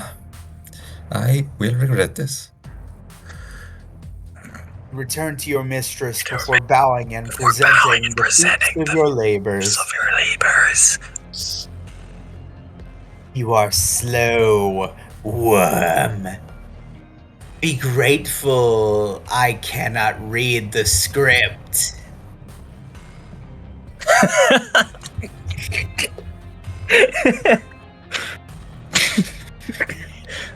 You are slow, worm. Be grateful I am patient. Now let's see what you have to offer. She lowers her hand and plucks the goblet full of delicious compostable salt water from your shriveled hand before giving it a sniff. What the fuck, man?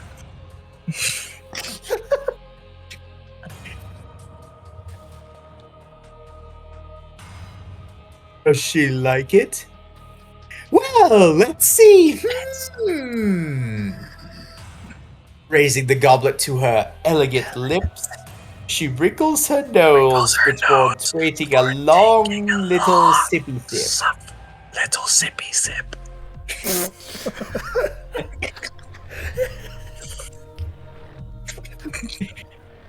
She drank it. That's a good sign.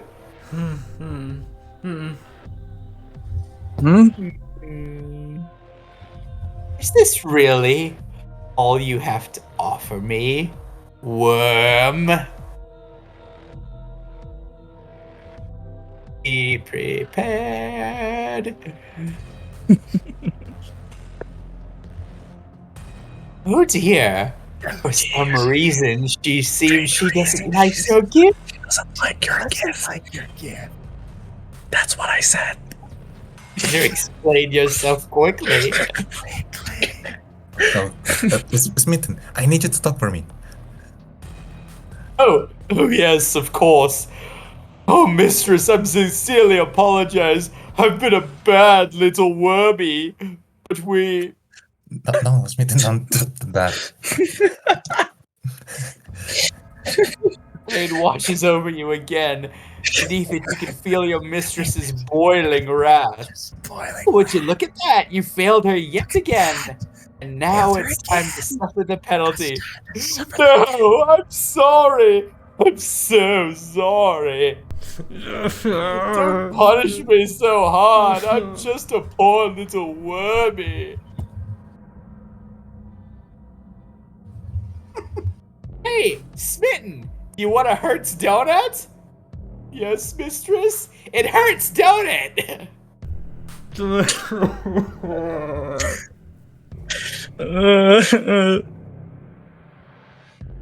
Mistress cast the empty goblet aside and regards you with well-deserved contempt.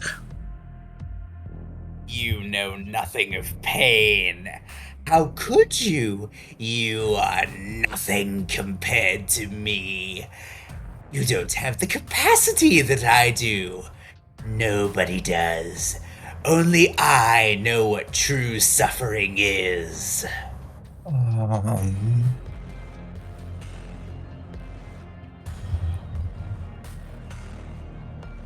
Yes, only I feel it. The hunger, the thirst. There is something else that I crave. A satisfaction that I'm denied. And none of you pathetic worms can even begin to understand it. Or provide it. Oh no. You crawl in the dirt, living your miserable, wormy lives, ignorant of the depths of true pain, of the agony that I feel, of the burdens that I bear. I share with you but a taste of the tortuous banquet that is forced down my throat, moment by moment.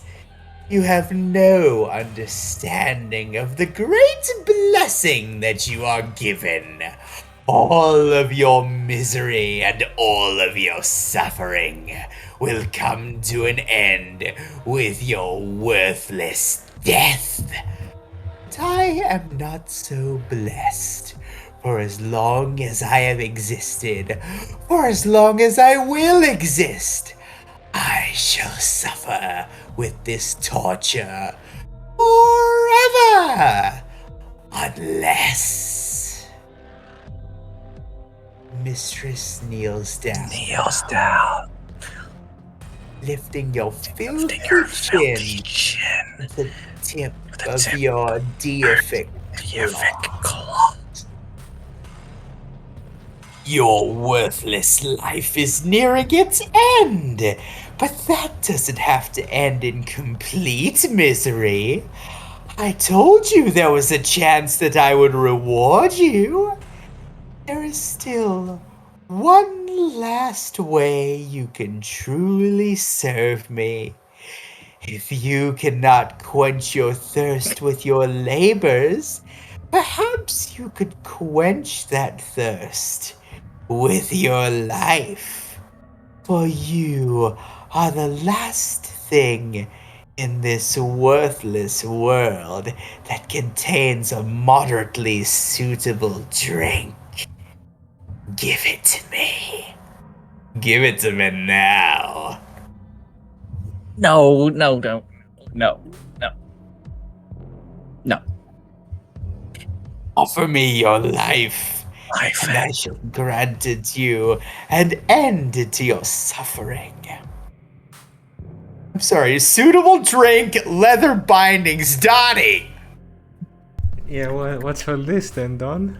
Aren't I mean, you it's the not co-writer? me, it's you, Donnie. You're making this too easy. Comment. Oh, where did Don go? Elmo's standing in for Don. Don too ashamed. In? As he should be. As he should be. In spite You of tell him the that.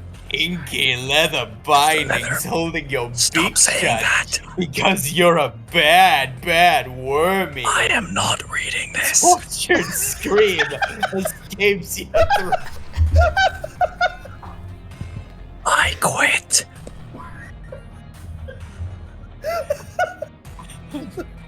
It's out of context. It's not what. Stop. Or you can continue to suffer. and You die got him to in break. Congratulations. The choice is yours. Oh, breaking Donnie is what I do best. Well, now what we gonna do? We don't have a replacement, Don. Oh, nonsense. There's a couple extra Dons that are just growing inside test tubes, waiting to hatch. So that I can break Oh, that sure. one. Someone they're behind the locked up in scenes, the you get to fridge say somewhere. whatever you want. This is bullshit. Oh, no. Hey. Why can't she just take my life? Why do I have to give it? Why can't we just give Don's life? It is not your place to question. Please, Worm. question Worm. Dang it. Be grateful. Be grateful It's she given you a has chance given to you a escape your chance to suffering. escape your suffering. Give her Give your her life. your life. I won't give it to you. You will. And No. here I thought you had learned your lesson. So be it. We will suffer together. I wonder how it will long to take before you break.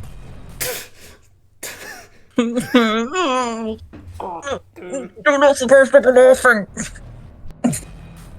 You feel your limbs explode, your muscles and bones to the ground, splinters, your nerves scream. Oh, Oh, that looks painful. You know, You know, people most would want the pain people to want the pain end. to end. But don't mind Don't me. mind me. Feel free to see how far you can go. I'm sure you won't go. Sure, you won't go completely completely insane.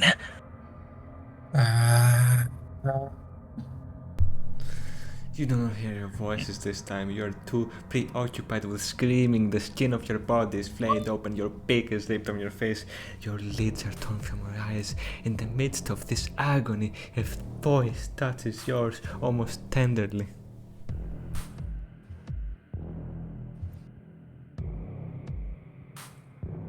Doesn't have to hurt like Doesn't have this. to hurt No. like You this. can be free You can from be this free torment. from this torment.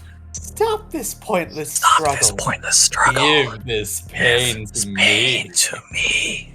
Stop reading like that. What? You mean like this? Yes. Tampoco. Yes, yes, do it. Okay. No. Oh my god. What the fuck? No. Then suffer.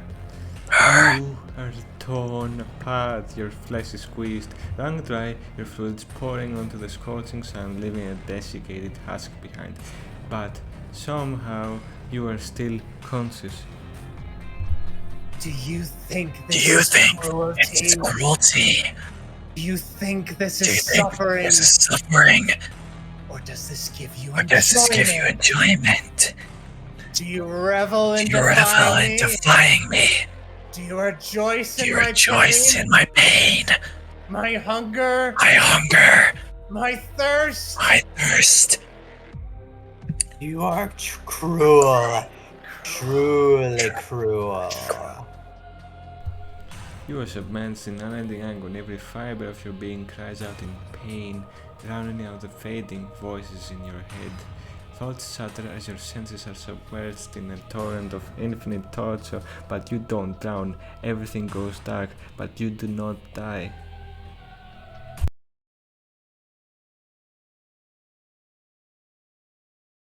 Chapter 2 The Siren. Interlude 4.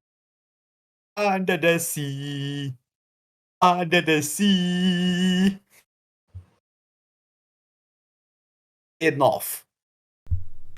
You Now that we are back in interlude, can I talk like Russian again? You did an excellent job in the last one, so okay. You get Russian voiced again. That's not how this works. That's not how it works. Fuck. Hold on. Have it. What the fuck is going on with my screen? There we go. Take care, Jens. Fuck. Let me see. Don't worry, I'll see if I can come back in, I don't know, 20, 30 minutes. Hopefully I'll still find you guys here. Yeah, we're Cool. still here. Don't worry about it. Okay, bye. Somebody who's taken over for Sir Knight for now. All right. I could do it. Yeah, Are we ready? it's yours. There we go. All right. Let us continue. You awaken to the taste of blood. Though you were asleep, your body is exhausting, spasming with phantom pain. You feel sick. Your stomach clenches with sharp agony and you heave forward trying to vomit, but there is nothing to expel. Deep breaths. Deep breaths.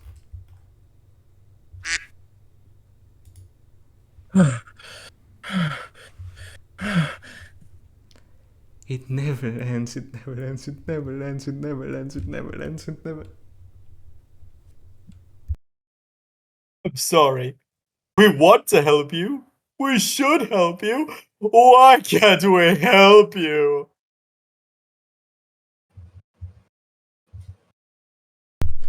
How long can this go on?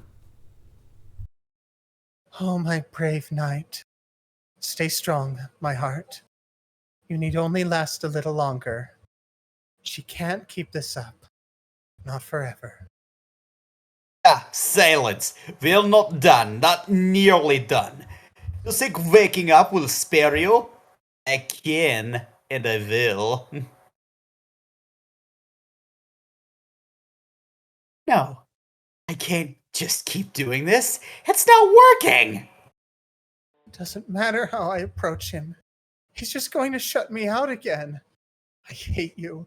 I hate you. I hate you. I hate you. None of this is productive. We need to calm down. I need to calm down. Take a breath. And what? Come up with another stupid script that he'll just ignore?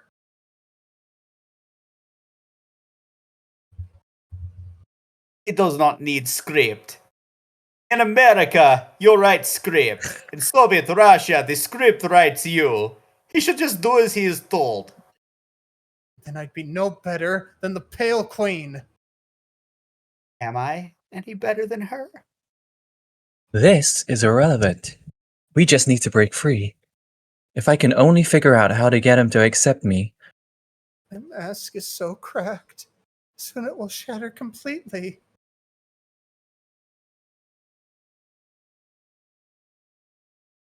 Let that happen. I have to keep it together. Don't panic. Fight it. It will not be undone by sniveling American worm. I am true red-blooded communist through and through. Falling apart. I can't keep it together. No, I just need another roll. Think. Think.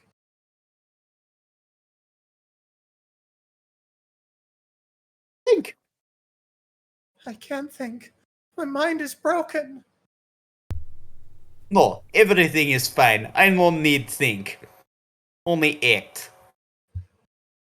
Princess cradles the pieces of her half mask, barely holding it in place as she mutters to herself. I need a stranger I need someone who isn't a stranger. Someone close. But who? Everyone I've ever met hates me. We don't need them. No, we need him. He's the only person who can free me. But he doesn't care about me. So, I should make him care. But I can't force him. But I can convince him. Can I convince him? I can. If I cast him the correct role. But there is no role. No matter what he is, he will always hate me. No, there is one thing I haven't tried yet. One role I haven't considered. What person could love someone like me with this accent? It's because of the accent, right? That's why everyone hates me. They look at me, they hear the voice, and they think, oh, filthy communist, trying to take away my American freedom. Get out of here. Yes, that is right. Go back to Russia. Who could love me even if I hated them? There is only one person. Only one. ...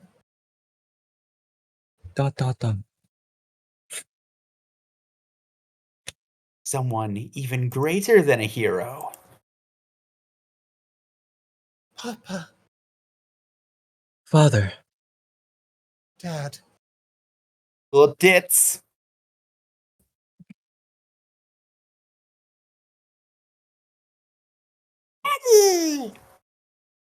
Daddy. The princess' gaze snaps towards you. Her one visible eye shines with desperation. As she removes her shattered mask from her face, you catch the glimpse of a single tear before she raises her hand, brandishing the invisible mirror once more.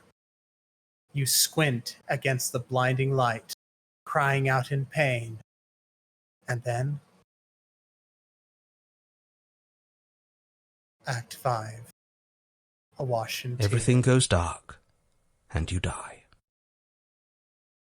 That wasn't right.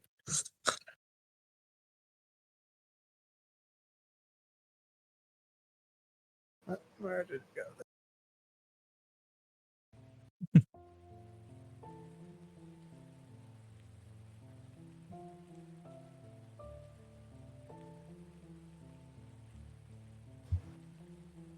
This Oh. is the I'm gonna have. Excuse me.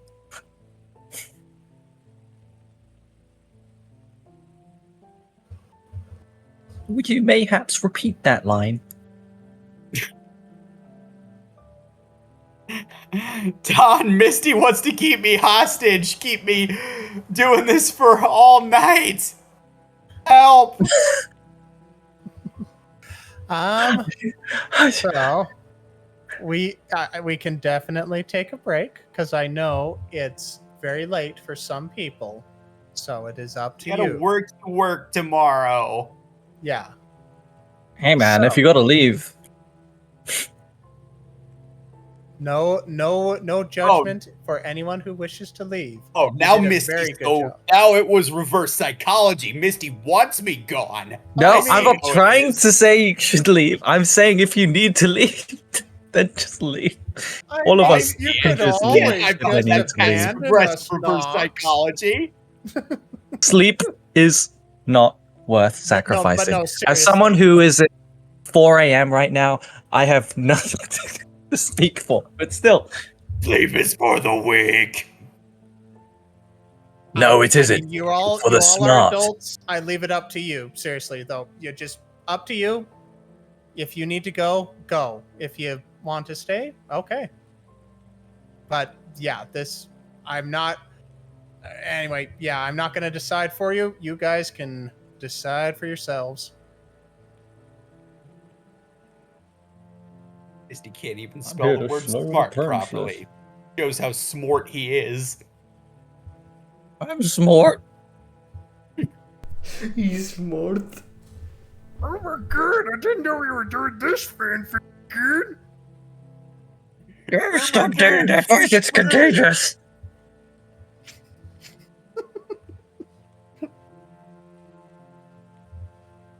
We are not reading the rest of this chapter in that voice. No. After the death of your first wife, you married another woman and gave your precious mother's No. This woman, this stepmother, she was no mother at all. She was a spirit fire. She cast a stepdaughter aside, locking her deep in words. Going. The stepmother tried to conceal the truth from you. Conceal the truth from you, claiming your duty, and it's right about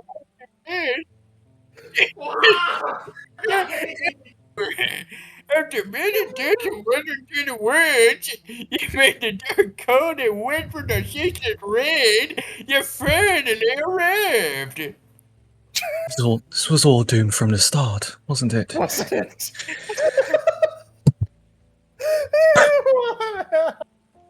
Why? Okay. Well, I guess we're doing this now. Are we doing this now? Or do we want to do this seriously? Especially since I put so much dang emotion in this. Please. Come on, let's do it. Kevin's in the head. No, go there. I'm sorry. It's too late. Stupid.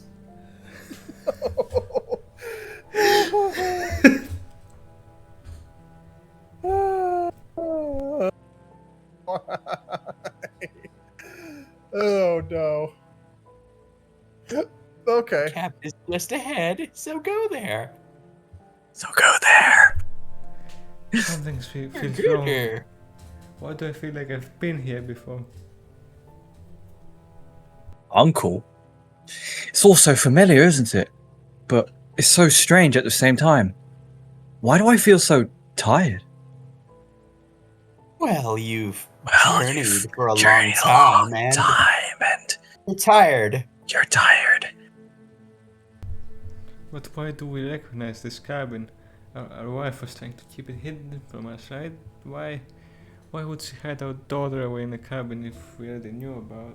In a cabin we already knew about. This all feels so wrong. Why would our beloved daughter betray us in the first place? I mean,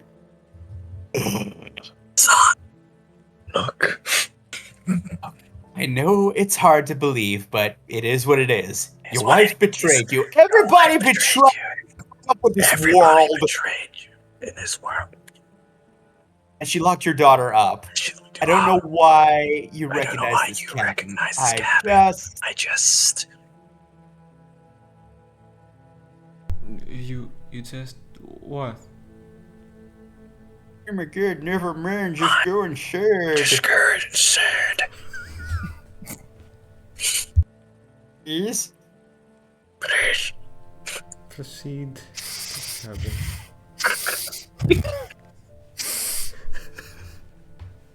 You okay, Misty?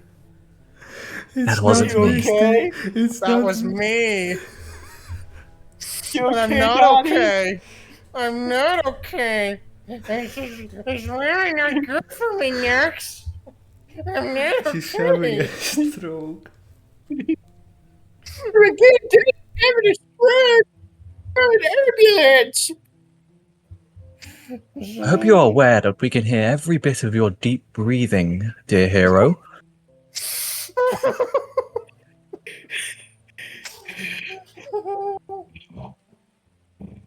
Oh, God, Sarge, you're coughing. Oh, Jesus. Here's the coughing. Oh. You go inside the cabin and will. And then, well, yeah. It's not merch, really. It's just Really? regular Regular cabin. You see the word? There's a couple windows. There's a A couple windows. table.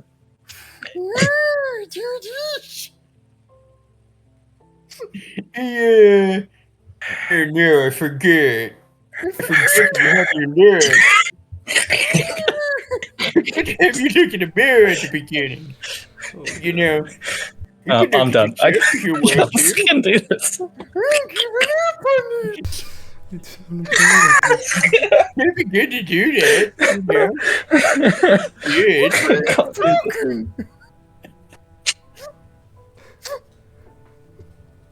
Welcome to the playhouse.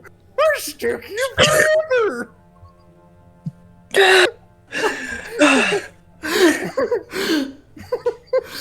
It's alright. Deep breaths. Deep breaths. Yes. I mean, just look. What I'm trying to say is that well, it may help you remember who you are. Remember who you are. You know. You know. What the f- But anyway, your days look up in the basement. So, go and save her. Savior. You do care for your daughter. Eh? I sure hope this isn't being recorded. Otherwise, this make a stupid YouTube video. Don, I hate to break it to you, but I've been recording this entire fucking session. We're good. You weren't supposed to tell him. I had to. It's my legal Yeah, but obligation. Taylor, you sound like the Swedish chef from the Muppets. Yeah, made the puppet the guy with the workbook fork.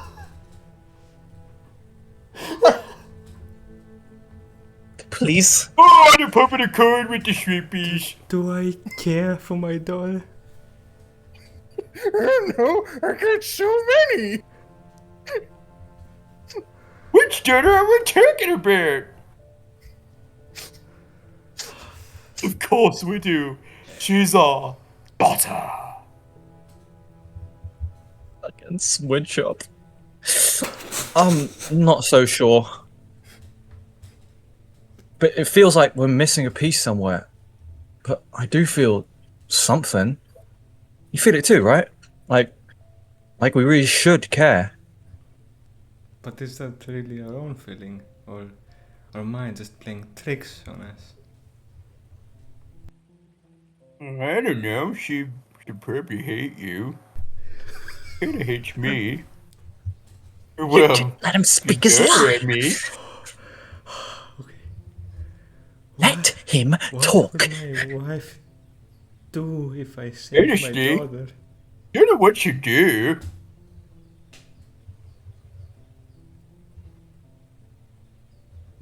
Uncle Hero? Uncle Hero? You're lying. Actually, it's your line. Don't tell me what to do, mate.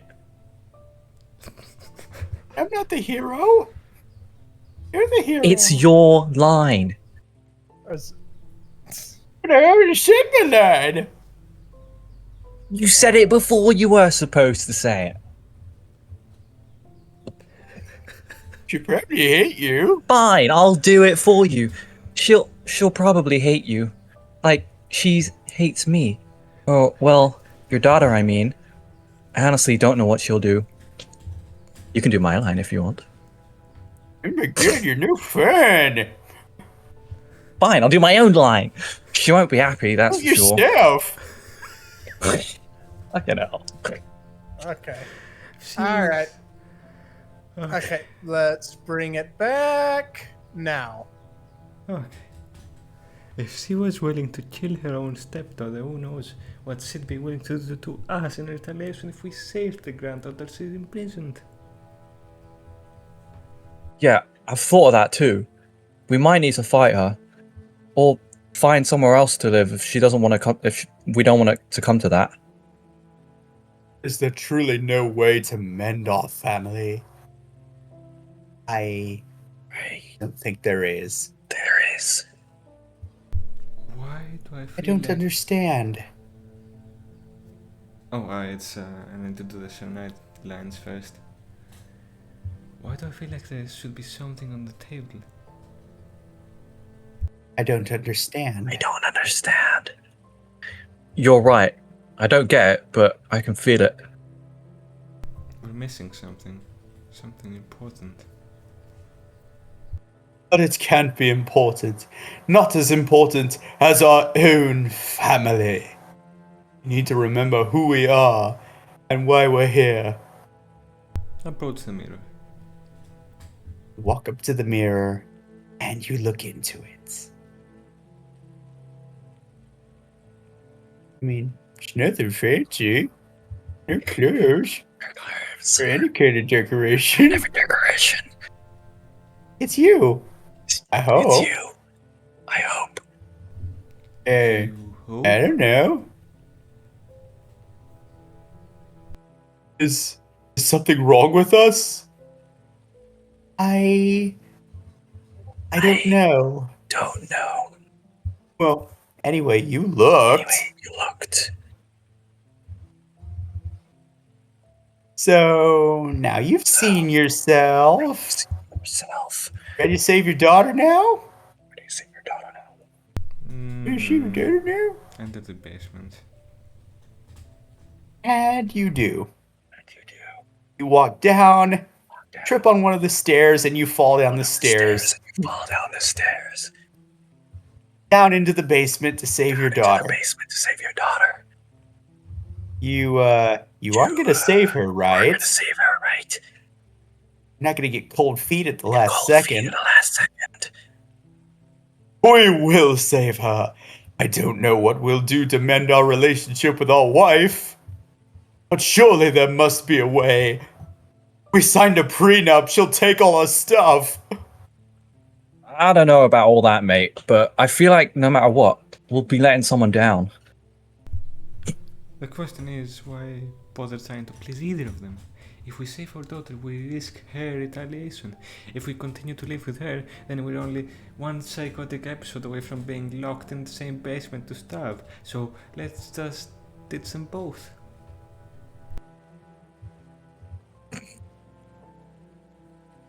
We can't do that. Why? They're our family. We can't abandon them. I don't think there's any way of putting this family back together. Exactly. It's broken. Ship's already sinking. We best to get off the nearest lifeboat rather than stay aboard and sink with it.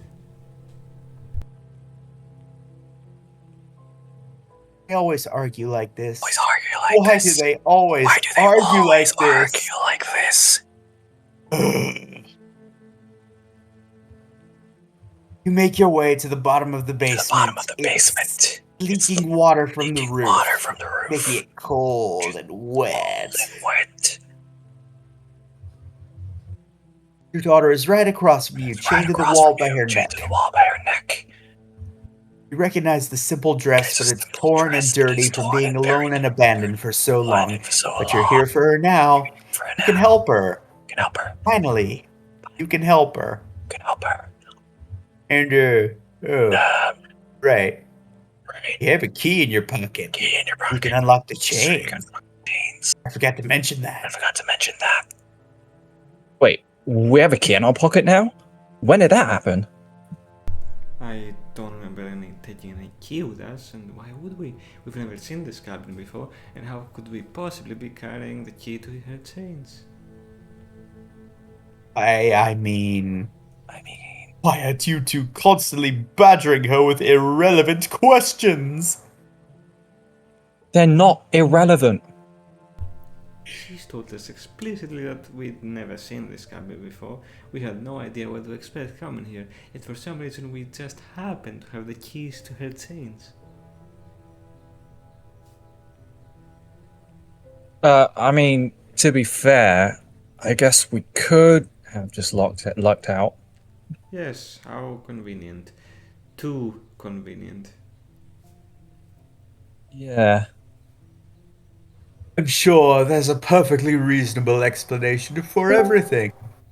But it doesn't matter. But it does matter. What if none of our explanations make sense?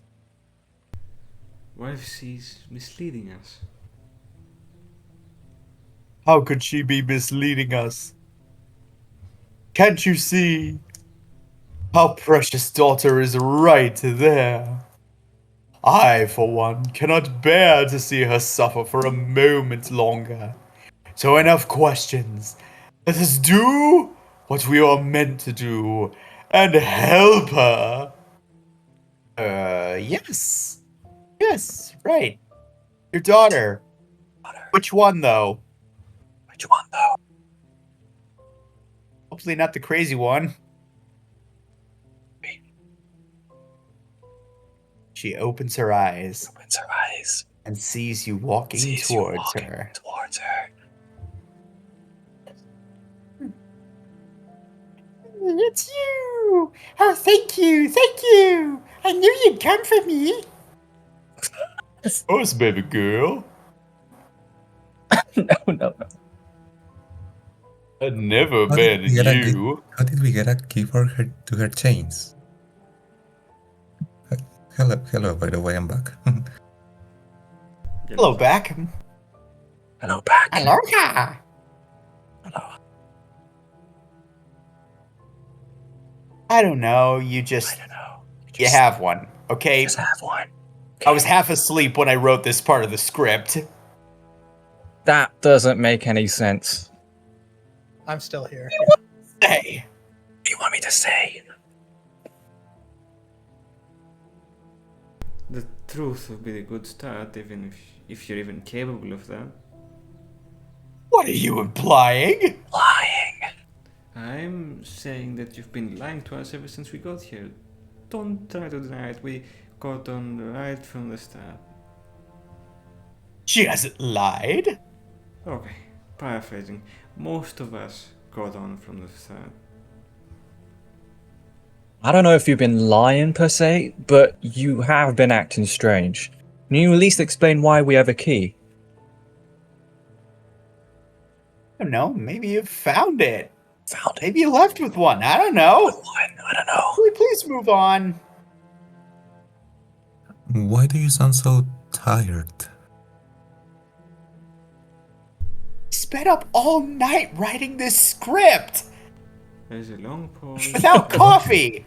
and then the daughter faces you, her voice speaking in unison with the exhausted director.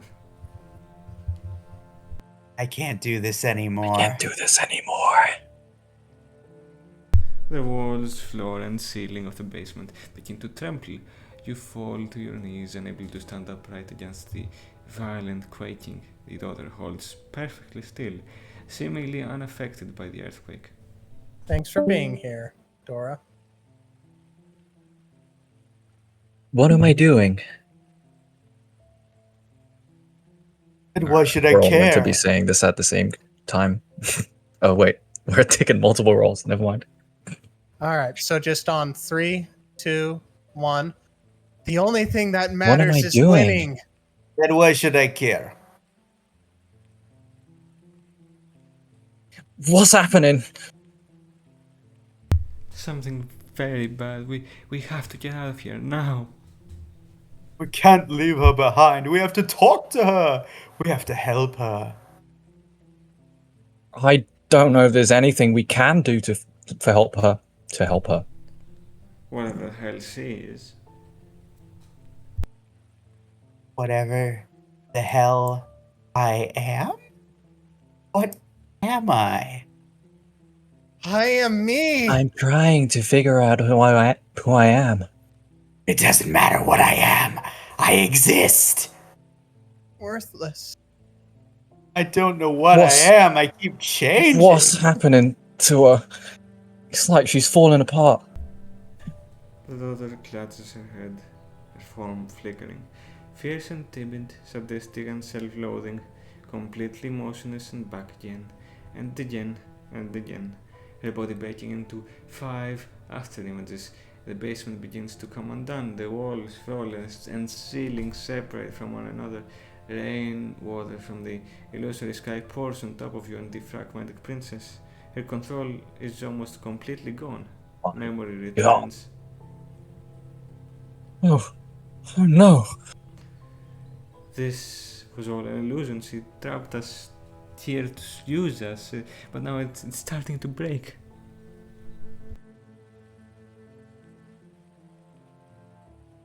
Tried to speak up to us the only way she knew how. She bore her heart to us, and now we threaten to break it.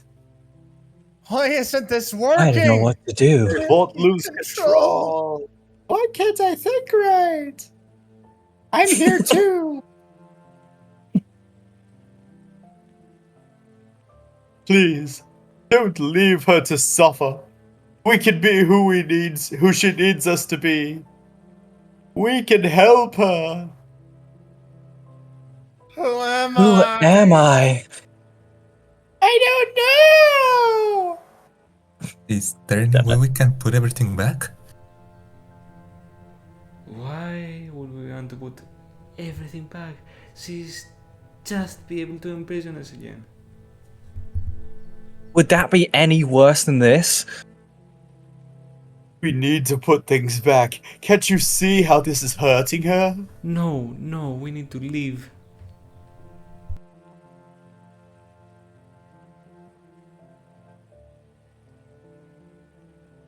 What happens if Okay. we leave?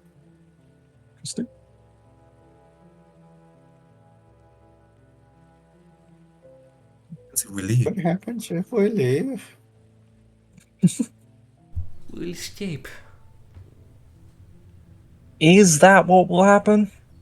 I don't know, but surely it can be worse than staying here, right? We could never live with ourselves, knowing we abandoned her to her suffering. Just like Nox can't live with himself, knowing he's going to have to abandon all of you now because he has to work tomorrow. Good night, Nox. No. Thanks for being here. Nighty night, Nox. Good night. All right. Good night. It was a Take pleasure care, to man. actually be part of this for once. Yeah. Yeah. All Good right. night. Your accents are so You good, did man. a very good job. Yeah. You okay, Very Johnny? good psychotic. It's almost like you have practice with being crazy. What? Practice? Crazy me? I have no idea what you're talking about. Don't listen to Donnie. He's the crazy one. Oh, okay. Okay, that makes perfect sense. Perfect sense. All You right. okay, Donnie? I didn't torture you too bad Yeah, with my okay. voices. Did Well, I? my lungs are feeling pain right now. And the Ouch. nerves and the Ouch. liver. Ouch. So I think you did a good job. Yay! I'll come back next time. right. Oh, We'll see ya. All right, good night, He guys. always comes night. back. See ya. Oh, I always comes back. Misty, he's got it. He gets it. I always come Oh, yeah. back. Oh, yeah. Oh, yeah. All right. I'll take over for purple then. And Smitten. And And red. Smitten. Then you should talk to her. And Red. Comfort her. What? No, she's done nothing but lie to us and manipulate us ever since we got here. But is it all her fault? Didn't we lie to her when we first met her? Oh, we're trying to be careful.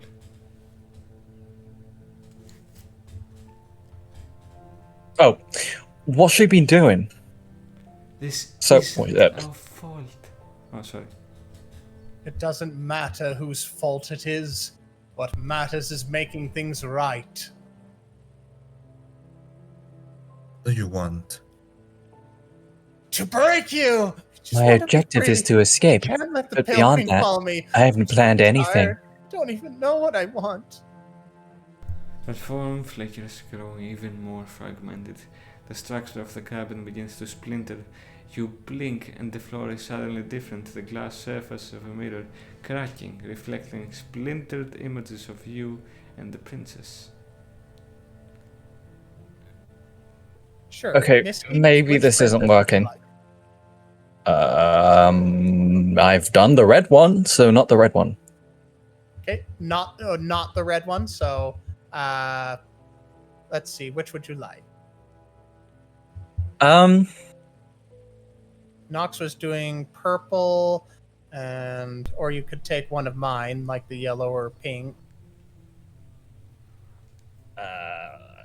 Try the pink because Okay. I hate it. I mean, Okay. hate voicing it. Okay. You say pink. All right then. Mhm. Let's see. No, we just have to be patient with her. It's going to take time to rebuild trust. Can we rebuild trust after everything?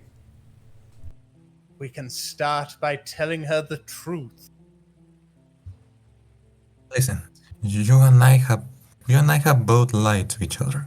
That has to stop. I want to have a conversation with you. The real you. Please. The real me? The real me? Who is that? I don't know. I don't know. Why should I care? I don't know.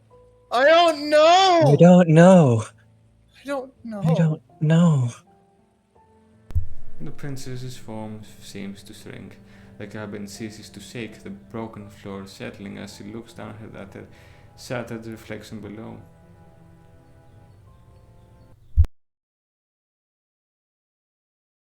I don't know what I I'm don't know what supposed I'm to supposed to be. be. What if you were just yourself? I don't know what what that that means. means. Do you? Do you? I don't even really know who I am. I guess that I makes guess that sense. makes sense. You were never even given You were a never real given name. even a real name. I'd like a name. I'd like a name. It's always felt like something important has been missing, hasn't it? Even after breaking her illusion, there are so many holes in her head, it's all so wrong. But it's all right. We know enough. We can become who she needs us to be. She doesn't even know what she needs. How can we help someone like that? You argue with each You other. argue with each much, other so much, just like how I argue just with like how I myself. argue with myself.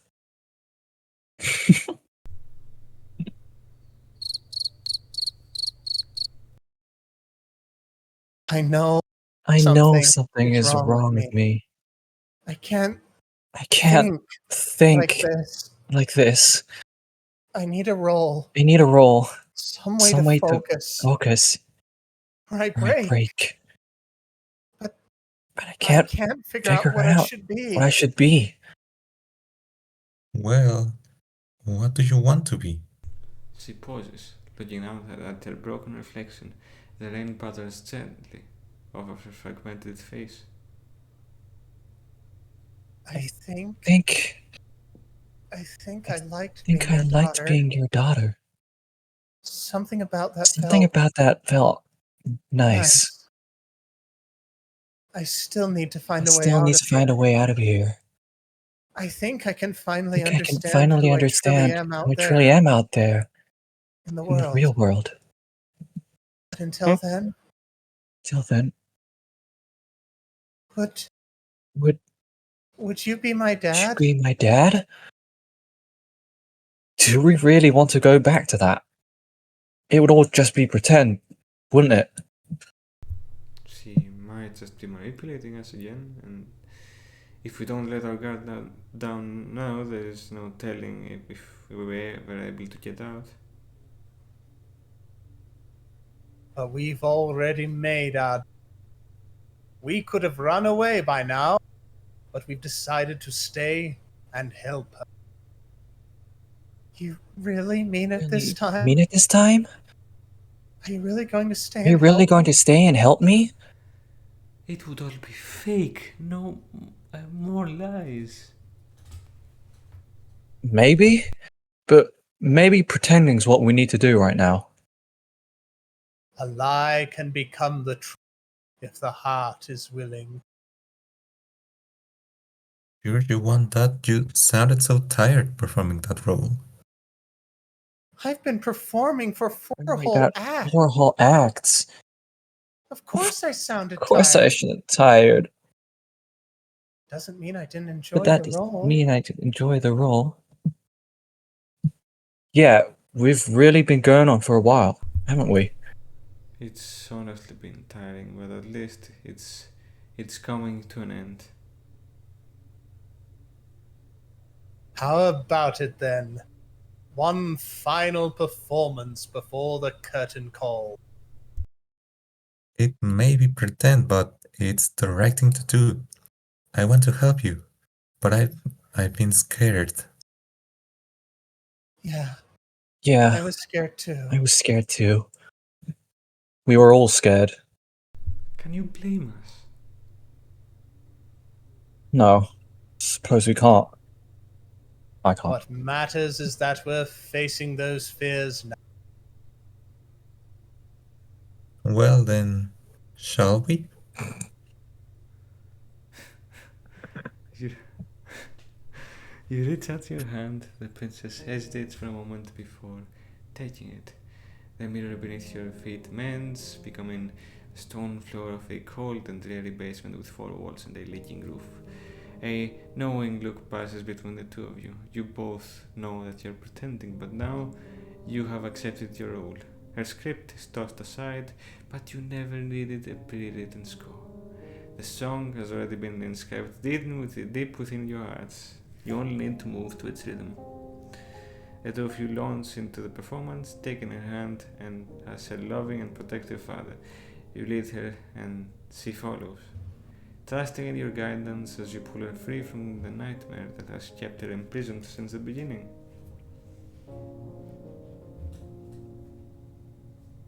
Chapter 2. The Siren. Finale.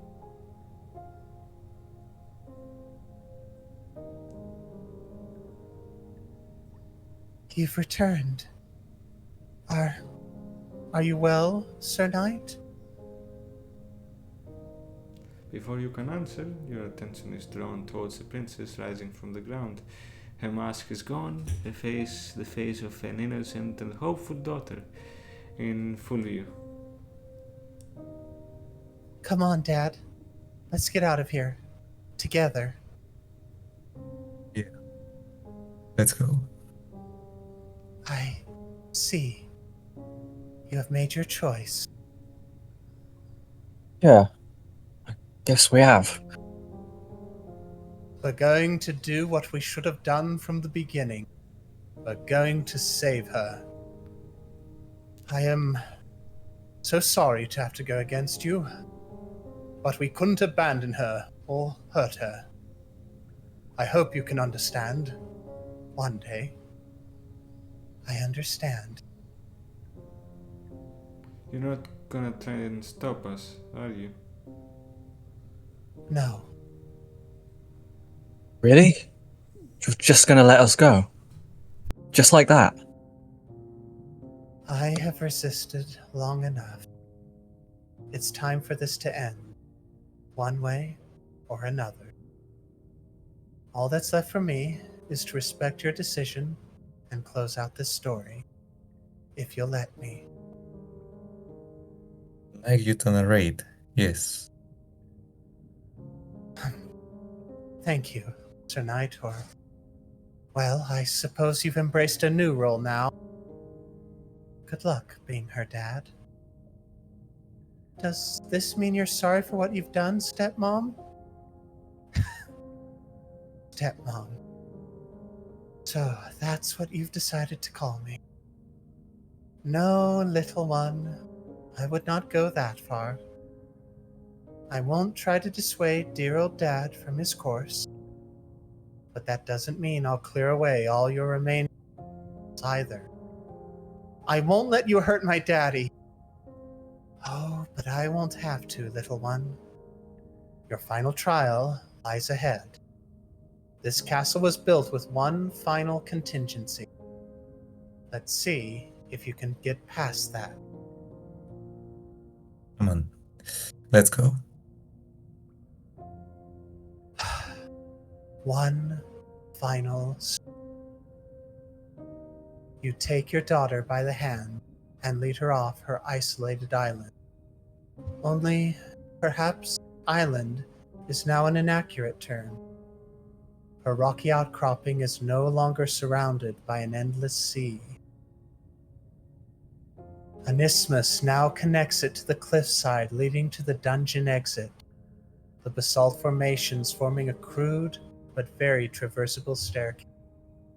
Before you know it, you have made it to the main hall of the castle. Beyond is the gateway leading outside. Something is wrong. This is way too easy. Don't you be jinxing things out now. Jinx or not, that final obstacle I mentioned comes into play. The portcullis of the main gate shut with a heavy thud, sealing you both off from the outside world. I completely forgot about this. I wish I could forget it. It killed us last time. But it won't kill us this time. Come on, Dad. We can get through it if we work together. How do we know you won't abandon us like last time?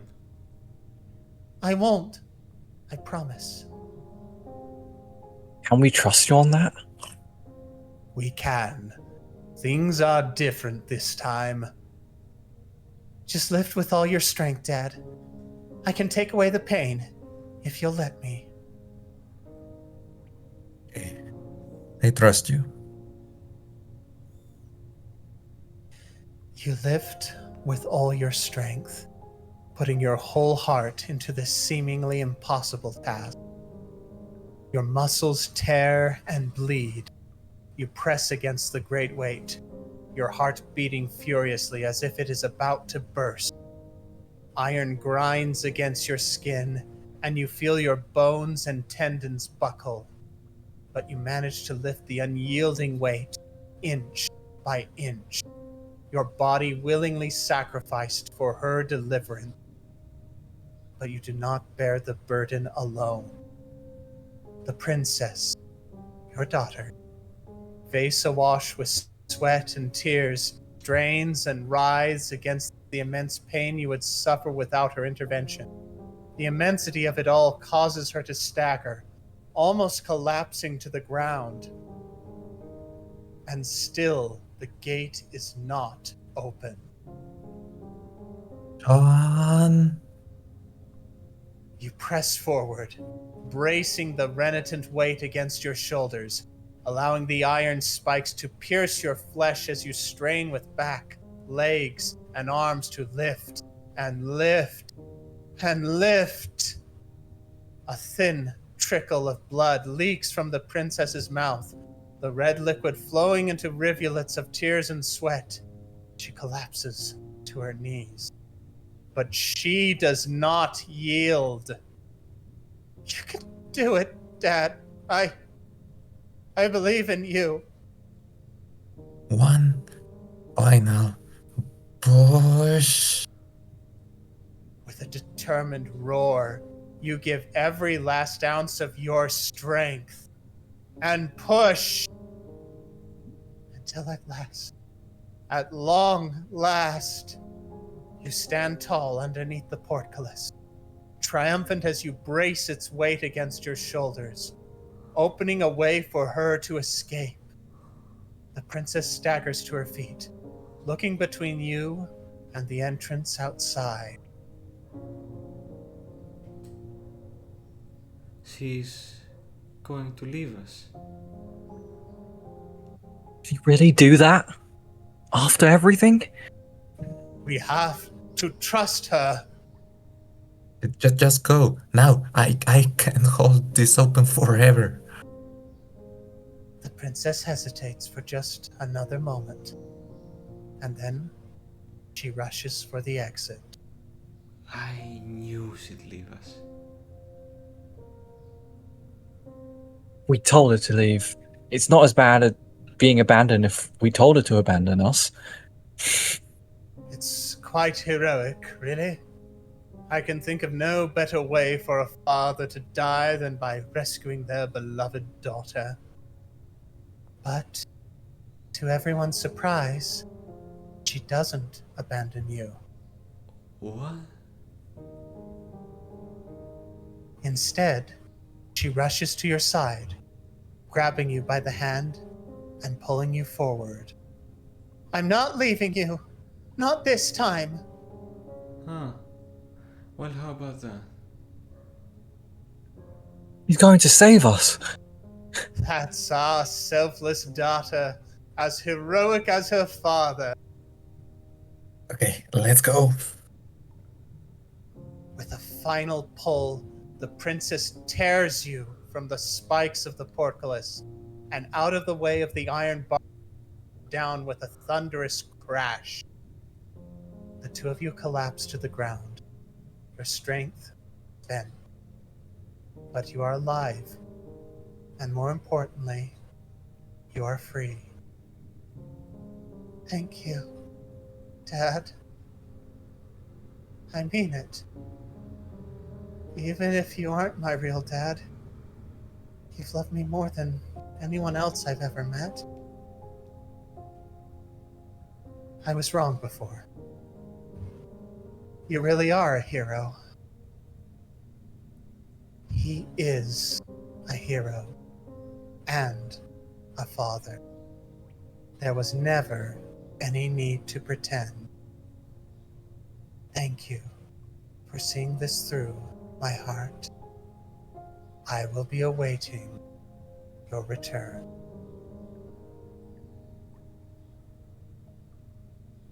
The wall around you dissolves, replaced by a text that nothing. As the last thread of matter fades away, you reach out to embrace your daughter as she falls unconscious. You are in the construct. Memory returns. Your ammo is restored. What happened? Where's the queen? Where are we? Are those mirrors? What would they be doing here? Why now? It's going to be okay. We've been here before and you always get scared. But it feels so bad. Like, looking into them will be the end of everything. The light is so bright now, but it's not comforting, not one bit. It's like drawing any closer will burn us up. Yes, as beautiful as they are, I feel it's a beauty best admired from a safe distance. We need to take care of her. Moving forward, it's the only way. You're right. Even if it is utterly terrifying, we have to do the right thing. We can face our fears for her sake. It's a beautiful thing to sacrifice for the ones you love.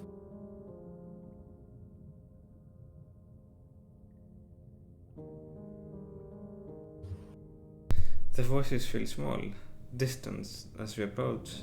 The blinding light glares and your eyes are strong as before, but you press forward, trying to peer into the depth of the mirrors. You reach out a single finger. The second its tip brushes the glass surface of your mirror, both mirrors vanish and the voices vanish with them. In the distance, you see her.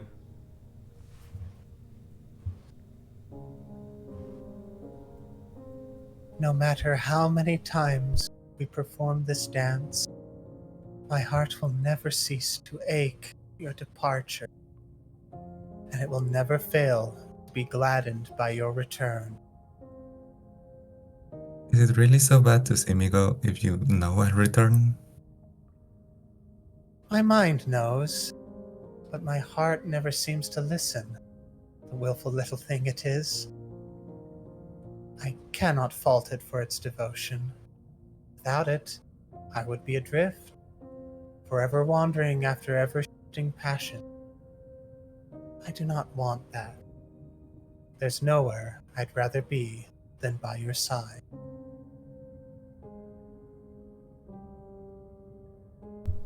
There are many words you wish. Oh, sorry. Go on.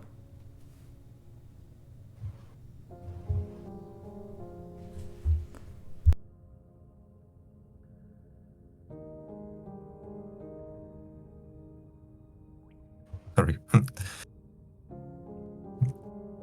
Here it is. There are many words you wish to speak in reply, but you have no need of them. Instead, you draw close to her, choosing to express your feelings within a place, embrace, what? An embrace and a soft peck on her cheek. She kisses you back, a forehead thought in yours as she takes the vessel from your arms just before the slumbering vessel completely leaves your grasp. You feel the pale queen slip something into your hand. The little one is finding her own voice. Fascinating to see how different yet ultimately similar we truly are. She does not integrate with her vessel as I did, yet she understands the great importance of perspective saying.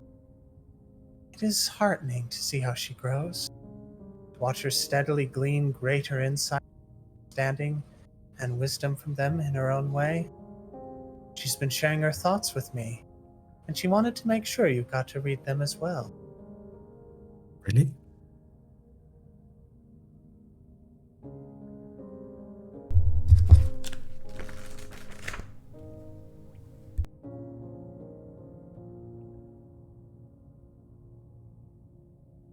Thanks, Sir Fails-a-Lot. My new sister taught me that. She's silly and makes me laugh. I want to be funny like her. Oh, When you are ready, I will take you to her. did she behave while I was away? I mean, aside from talking to me at the beginning? She is certainly a handful, isn't she, little rascal? But that is a good problem to have. I would much rather have her be vibrant and energetic, a little disruptive, than lifeless and conforming. But yes, she has been behaving, for the most part. She pushes boundaries, but she also responds to my corrections. On all, I think she's acting quite normal for a dog, whatever that means for beings like us. What do you think of this vessel? This one is a fractured web of fragmented identities, a discordant song adrift in a sea of mistrust and manipulation. She was lost, thrust in the dark by others and shrouded in the fog of her own mind. Yet in spite of this, she found a guiding light, an exemplar showing her what she could be. She sought to emulate the best aspects of them and, in doing so, became who she pretended to be. I see in her the makings of an aspiring heart. Mourn the pain she had to her children. Not she has found refuge in our daughter's love. Are we really doing the right thing with this plan? I keep worrying that we're going to fail her somehow, if we haven't already done so. You fret over things about which we have little control. Such anxiety will lead no. We have done everything we can, drawing upon all our wisdom and experiences, and making every possible sacrifice we could to see that our needs are met. If more is required than what we can give, then we cannot condemn ourselves for our lack of capacity. But I have faith in us. We have accomplished what seemed to be impossible before. More assuring still is the knowledge that our daughter continues to expand to a brilliant being. We will not fail her. I hate that we're keeping things from our daughter. Will we ever reveal the full truth to her? You speak of the vessel that was shattered.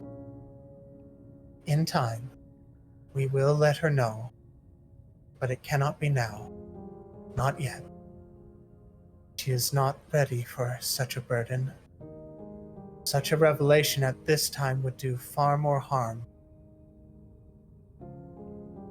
I still worry that she might grow to hate us. As do I. But that is her choice to make. I have made my own. I will love her forever, even if she chooses to reject my affection in the future. Will you also choose to love her no matter what, my heart? Can love really be conditional like that? Was it not so for us? We hurt each other. Yet in spite of everything, we never stopped caring for one another. I know it can be the same for our daughter. Yes, I love her, and I will always love her. Then come what may, let us find peace, knowing that we shared our heart. How much of what you do is merely an act? There are moments where I think you are genuinely happy and genuinely scared. Am I so obvious? Yes, my heart. Though much of what I say is an act dictated by my role as Pale Queen, I can never fully remove my performance. I care for you and our daughter. My heart aches whenever you suffer and glories whenever you triumph. And as always, it rejoices when we are together. Is there any way we can resolve one of these stories quickly? What if you just allowed her and what if you just allowed her and I to leave the castle 1 or 2 times without one or both of us having to die? Each vessel we bring her must be properly cultivated.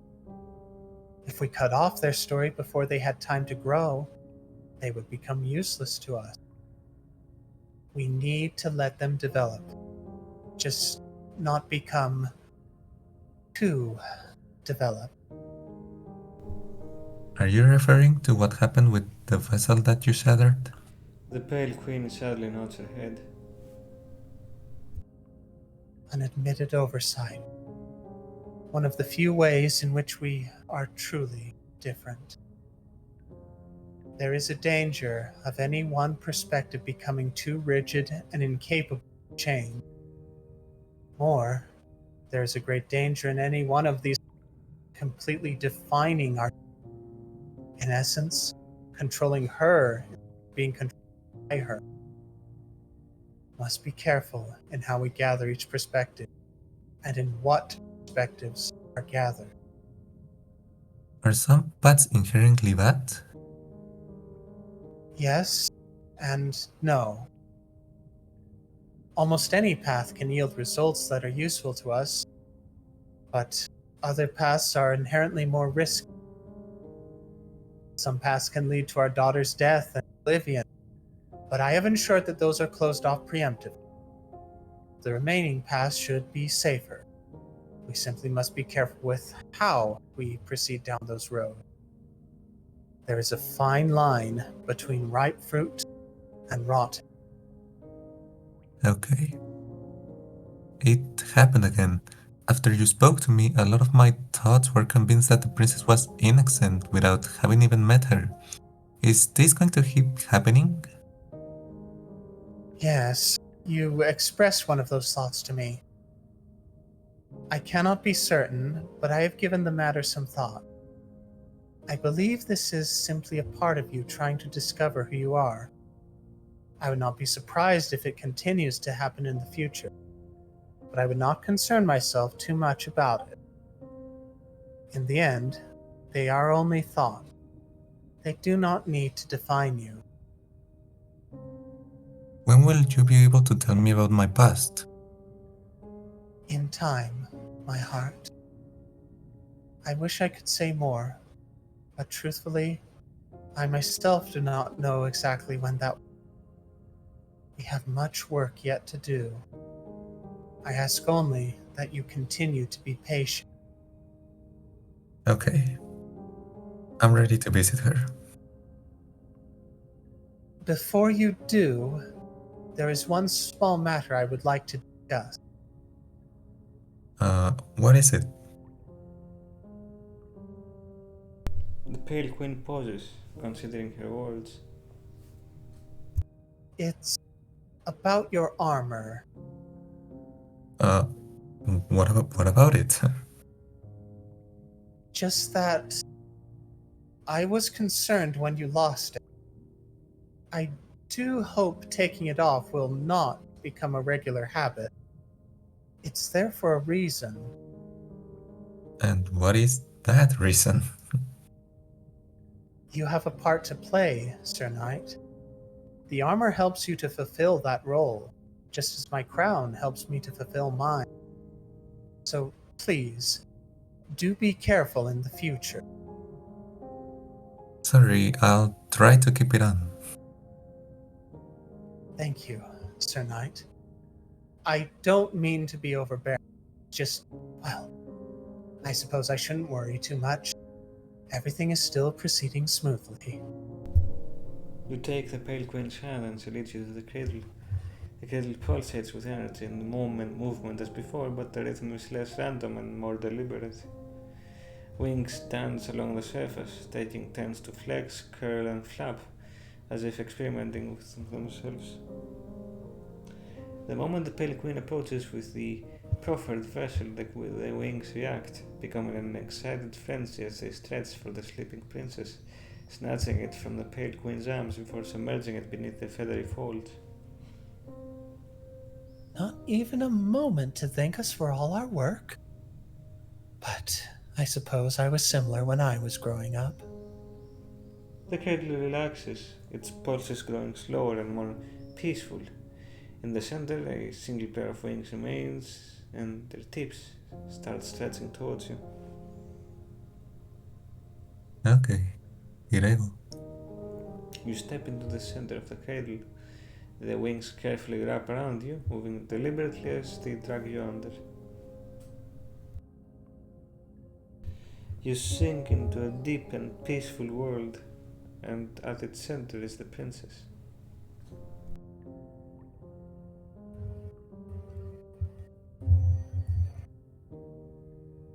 She hugs her gifts close, holding it tight with her wings. Her gift. Hi, Pops. Thanks for finding her. I really like my new sister. Are you still getting along with your other sisters? Mm-hmm. Are your sisters getting along with each other? Mm-hmm. We have fun together. By the way, this is the second time you bothered Mom while she was working. Please be considerate with her.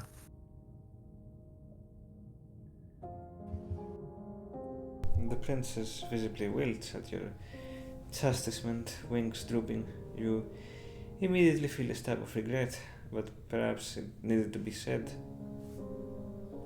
I'm sorry. It's okay, I know you weren't meaning to be naughty. Just make sure to leave Mom alone when she's working. Okay. I won't bother Mom when she's napping again. Okay, wait, napping? What do you mean? Whenever you leave, Mommy always gets tired. You put me to bed and she goes to sleep too, but I always wake up before her. Sometimes her naps are really long. I get bored. Sorry. I'll just draw more pictures next time. It's okay, just let Mom rest when she's sleeping. Okay. Thank you for giving me those letters, they are really nice and creative. Thanks. I like drawing. Why do you draw pictures of your sisters? Because Okay. How are you feeling right now? Her wings hug the vessel closer.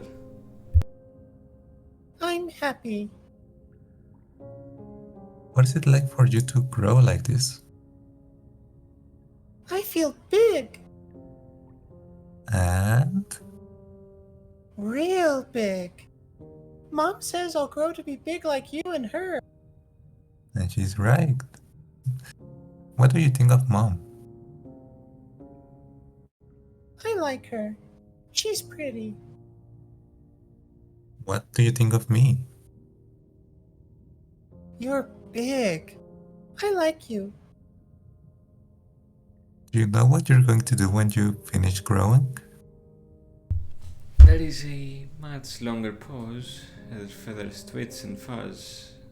Eventually, she turns the vessel's head to you. Somehow you can sense a smile beneath the fold of wings. I think I want to be like you and Mom when I... Is there anything you would like me to bring you when I return? She twiddles the tips of her wings nervously before responding. Mom says I'm not supposed to for anything. She says I'm supposed to appreciate your gifts no matter what. It's okay, I don't mind taking requests. She takes another long moment to think. I don't know. I just want her... Okay. You Rest kneel with her. down to rest with your daughter, arms wrapping around the vessel's body. Your daughter responds by pressing a stack of papers against your chest. I drew something else for you. Do you like it? Are you just trying to delay your nap time? She ignores your question. Look at them, Daddy. Okay. There are a lot. She has evidently been quite busy drawing. Most of the images are simple scribbles, a lot of them of the interior of the cradle and of rare variations of you, the Pale Queen, or her sisters. She makes sure to explain what each picture is before allowing you to move to the next. You are not allowed to skip any. You nod, playing her game until one picture in particular catches your eye. She pauses too, turning the head of the vessel to look at you with wide eyes beneath the wings.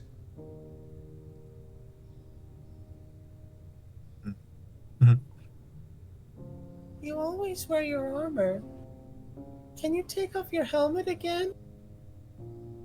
But I like my helmet. It makes me look cool. The princess shakes her head. No. As you wish, my lady. You carefully remove your helmet, allowing the princess to see your face. She reaches out of her wings, brushing against the contours of your eyes, mouth, beak, and head. And then she returns her attention to the drawings. I think it's getting to be bedtime now. Just one more. Okay, one more. You continue to leaf through the pictures, as you suspected. Just one more means something very different to the child. She has no intention of ending the activity anytime soon, but you don't force her to stop. Just as you're about to fall asleep yourself, she flips to another picture. Something about it catches your eye. Wait! Before you can react, she snatches a picture away before hastily stuffing the rest of her pages inside the fall of her wings. The tips of the pages stick out, haphazardly flung away rather than carefully set aside. Okay, I'm ready for bed now. Oh, really? But I thought you wanted to show me more pictures. Nope, I'm done now. Hey, what was that? Nothing. I didn't mean to show you that one. Okay. In spite of your curiosity, you decide to finally take your rest with your daughter. Blessedly, she offers no further resistance, her wings wrapping around you as the two of you drift off to sleep.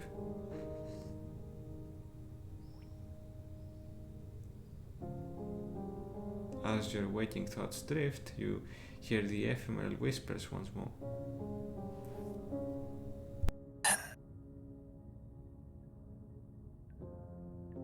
Burning consciousness. You feel a kindred spark nestle close to your heart. It adds its warmth to burning, bathing hollow caves. Solace, you and she nestle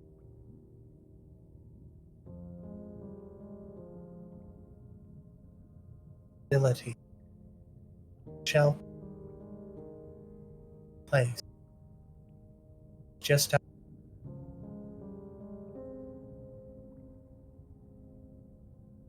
sensation feather It's a lot more. Father Sorry, you're remains. cutting out a lot. Oh, really? Yeah. Oh, A little that's bit, yeah. unfortunate. Quite a lot, actually. Let's see. Let me It's try. fine now. Yeah, If it's fine now. maybe If it happens talk again, we closer. notify. All right, let me see. Okay, how is it now? There we go. Okay. Do you want me to? Where did I start cutting out? This one. Just right at the beginning. Well, Okay. sure. Yeah. I'll just start at the beginning. Burning consciousness. You feel a kindred spark nestle close to your heart. It adds its warmth to the burning coals of your being, bathing the hollow caves of your soul with light. Solace. You and she are where you need to be. You nestle closer to her, taking comfort from her warming song. Stability. The loving shell covers you, holding you in place. Mother remains just outside, keeping you company with her shifting song. Sensation. Warm feathers that are not. Father remains. Sensation. From within. Brighter. Okay, it has Companionship. started again. You clasp her tightly, not wanting to let her go. Mutual love. The sister glows gently, providing a steady light as she returns your comfort and affection. Remembrance. With a soft cadence, the sister shares her song. With a grateful heart, you receive it.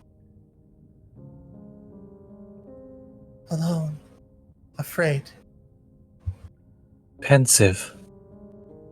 hatred, empty. Your mind swims. Your mind in swims in disordered disordered songs, begging, reasoning, fighting, forcing. On and on and on and on, on the and song on. The repeats its song discordant repeats in rhythm. discordant rhythm. Currents swirl Currents beneath swirl you, beneath you, dragging you under, dragging you see under, no life and you see raft no in life sight. raft in sight. You call out for You help, call out for help, and though he and hesitates, though he hesitates, he holds his hand he out. holds his hand out to you. You accept it, You accept it, and he accepts and you. he accepts you. Never forget your Never father's forget face. your father's face. Though despair, Through fear, fear, confusion, hatred, and hunger and will remain. They never They will need to never define you. need to define you. You can choose your You own can role. choose your own role.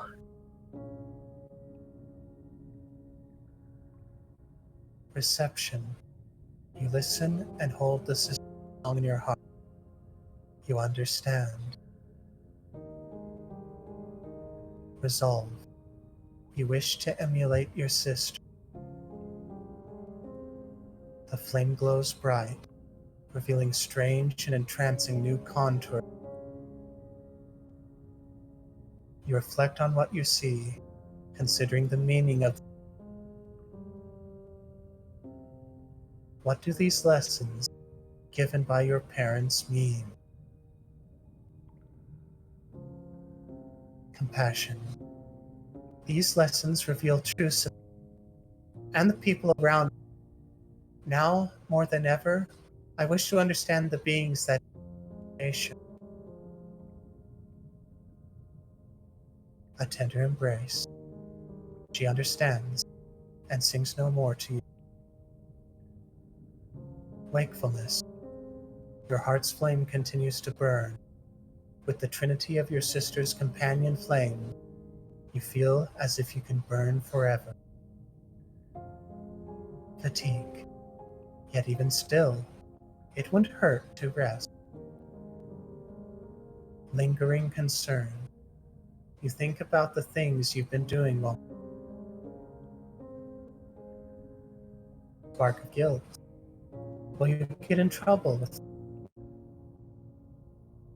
self-assurance? It's okay. You did nothing wrong. Not really. Fading flame. Consciousness drifts off, dimming to a warm and As the ephemeral whispers dim, your unconsciousness expands, awakening. You quietly awaken from your slumber. Below, your daughter continues to sleep, adrift in her dreams. She is out cold, unresponsive for the time being. Out of the corner of your eye, you spot the pages haphazardly stuffed beneath her wings. Let's see. Slowly, carefully, you reach out with one hand, cautious not to disturb her feathers. Too much before removing the pages inch by inch. The princess does not stir, her wings twitching only slightly at your touch. You manage to remove the pages before slowly leafing through them, trying to find the familiar image. But before you can find it, your gaze stops once more upon a singular page.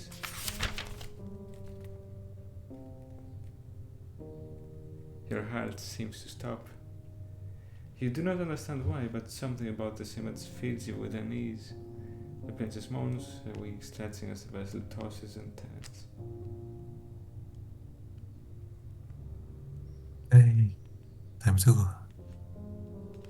You hastily stuff the papers back inside of her wings. The princess twitches at your touch, but she does not wake up.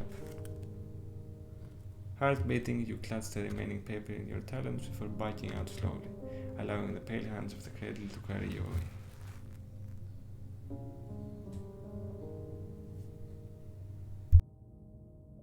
Outside, the pale queen is waiting for you.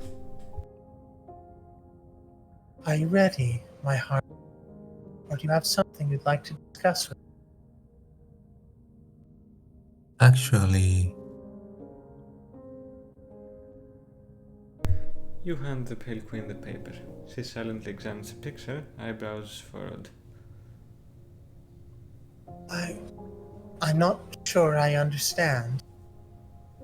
it looked familiar to me. Do you recognize it? The pale queen examines the feather. Okay. Before shaking her head. I'm sorry. I'm not certain what this is, though I'm concerned by your reaction. Do you recognize it? It looks familiar, but I don't know what it is. I will give it some thought.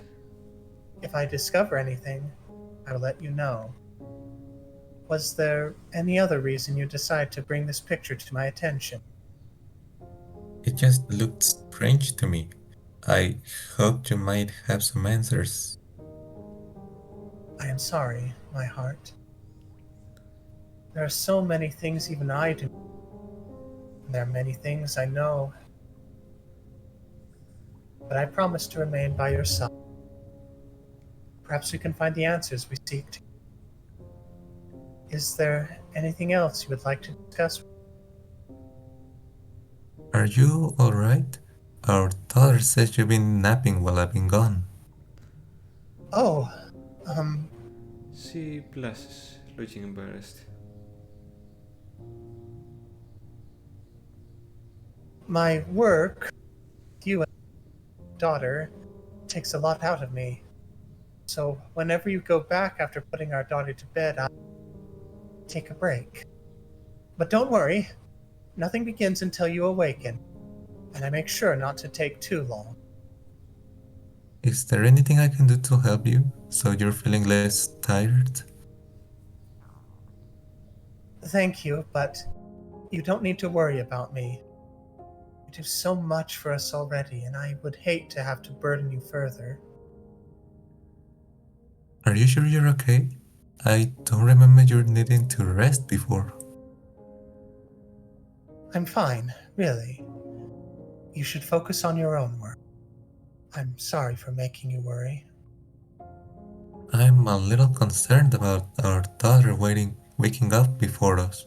What if something happens to her? For a moment, the Pale Queen looks troubled, ashamed, but her expression vanishes just as quickly, replaced by a look of concern as she takes her hand in hers. I will be all right, my heart. We're not as limited as mortal beings. Even if I rest, part of me is always watching over her. I will not let any harm befall her. She looks down. But you are right. I do need for her. It doesn't have to fall all on you. I'm also part of this family. Let me help. The Pale Queen embraces you. You have done so much for us already, more than you give yourself credit for. Fear not, my heart. You are already everything we need.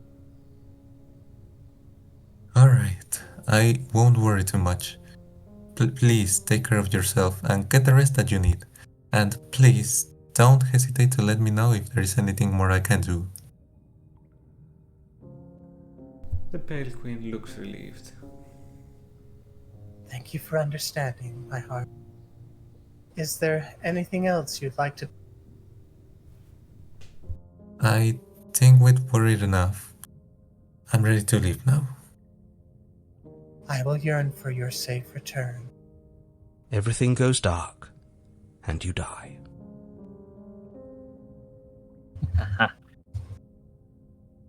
Wow. Thank you, Fucking everyone. That was Oof. somehow longer than I remember it. True. But just as good. Oh, he's Just as good. You left by accident. Thank Oh you no. so much for being here for this rather long one. Now, Yeah.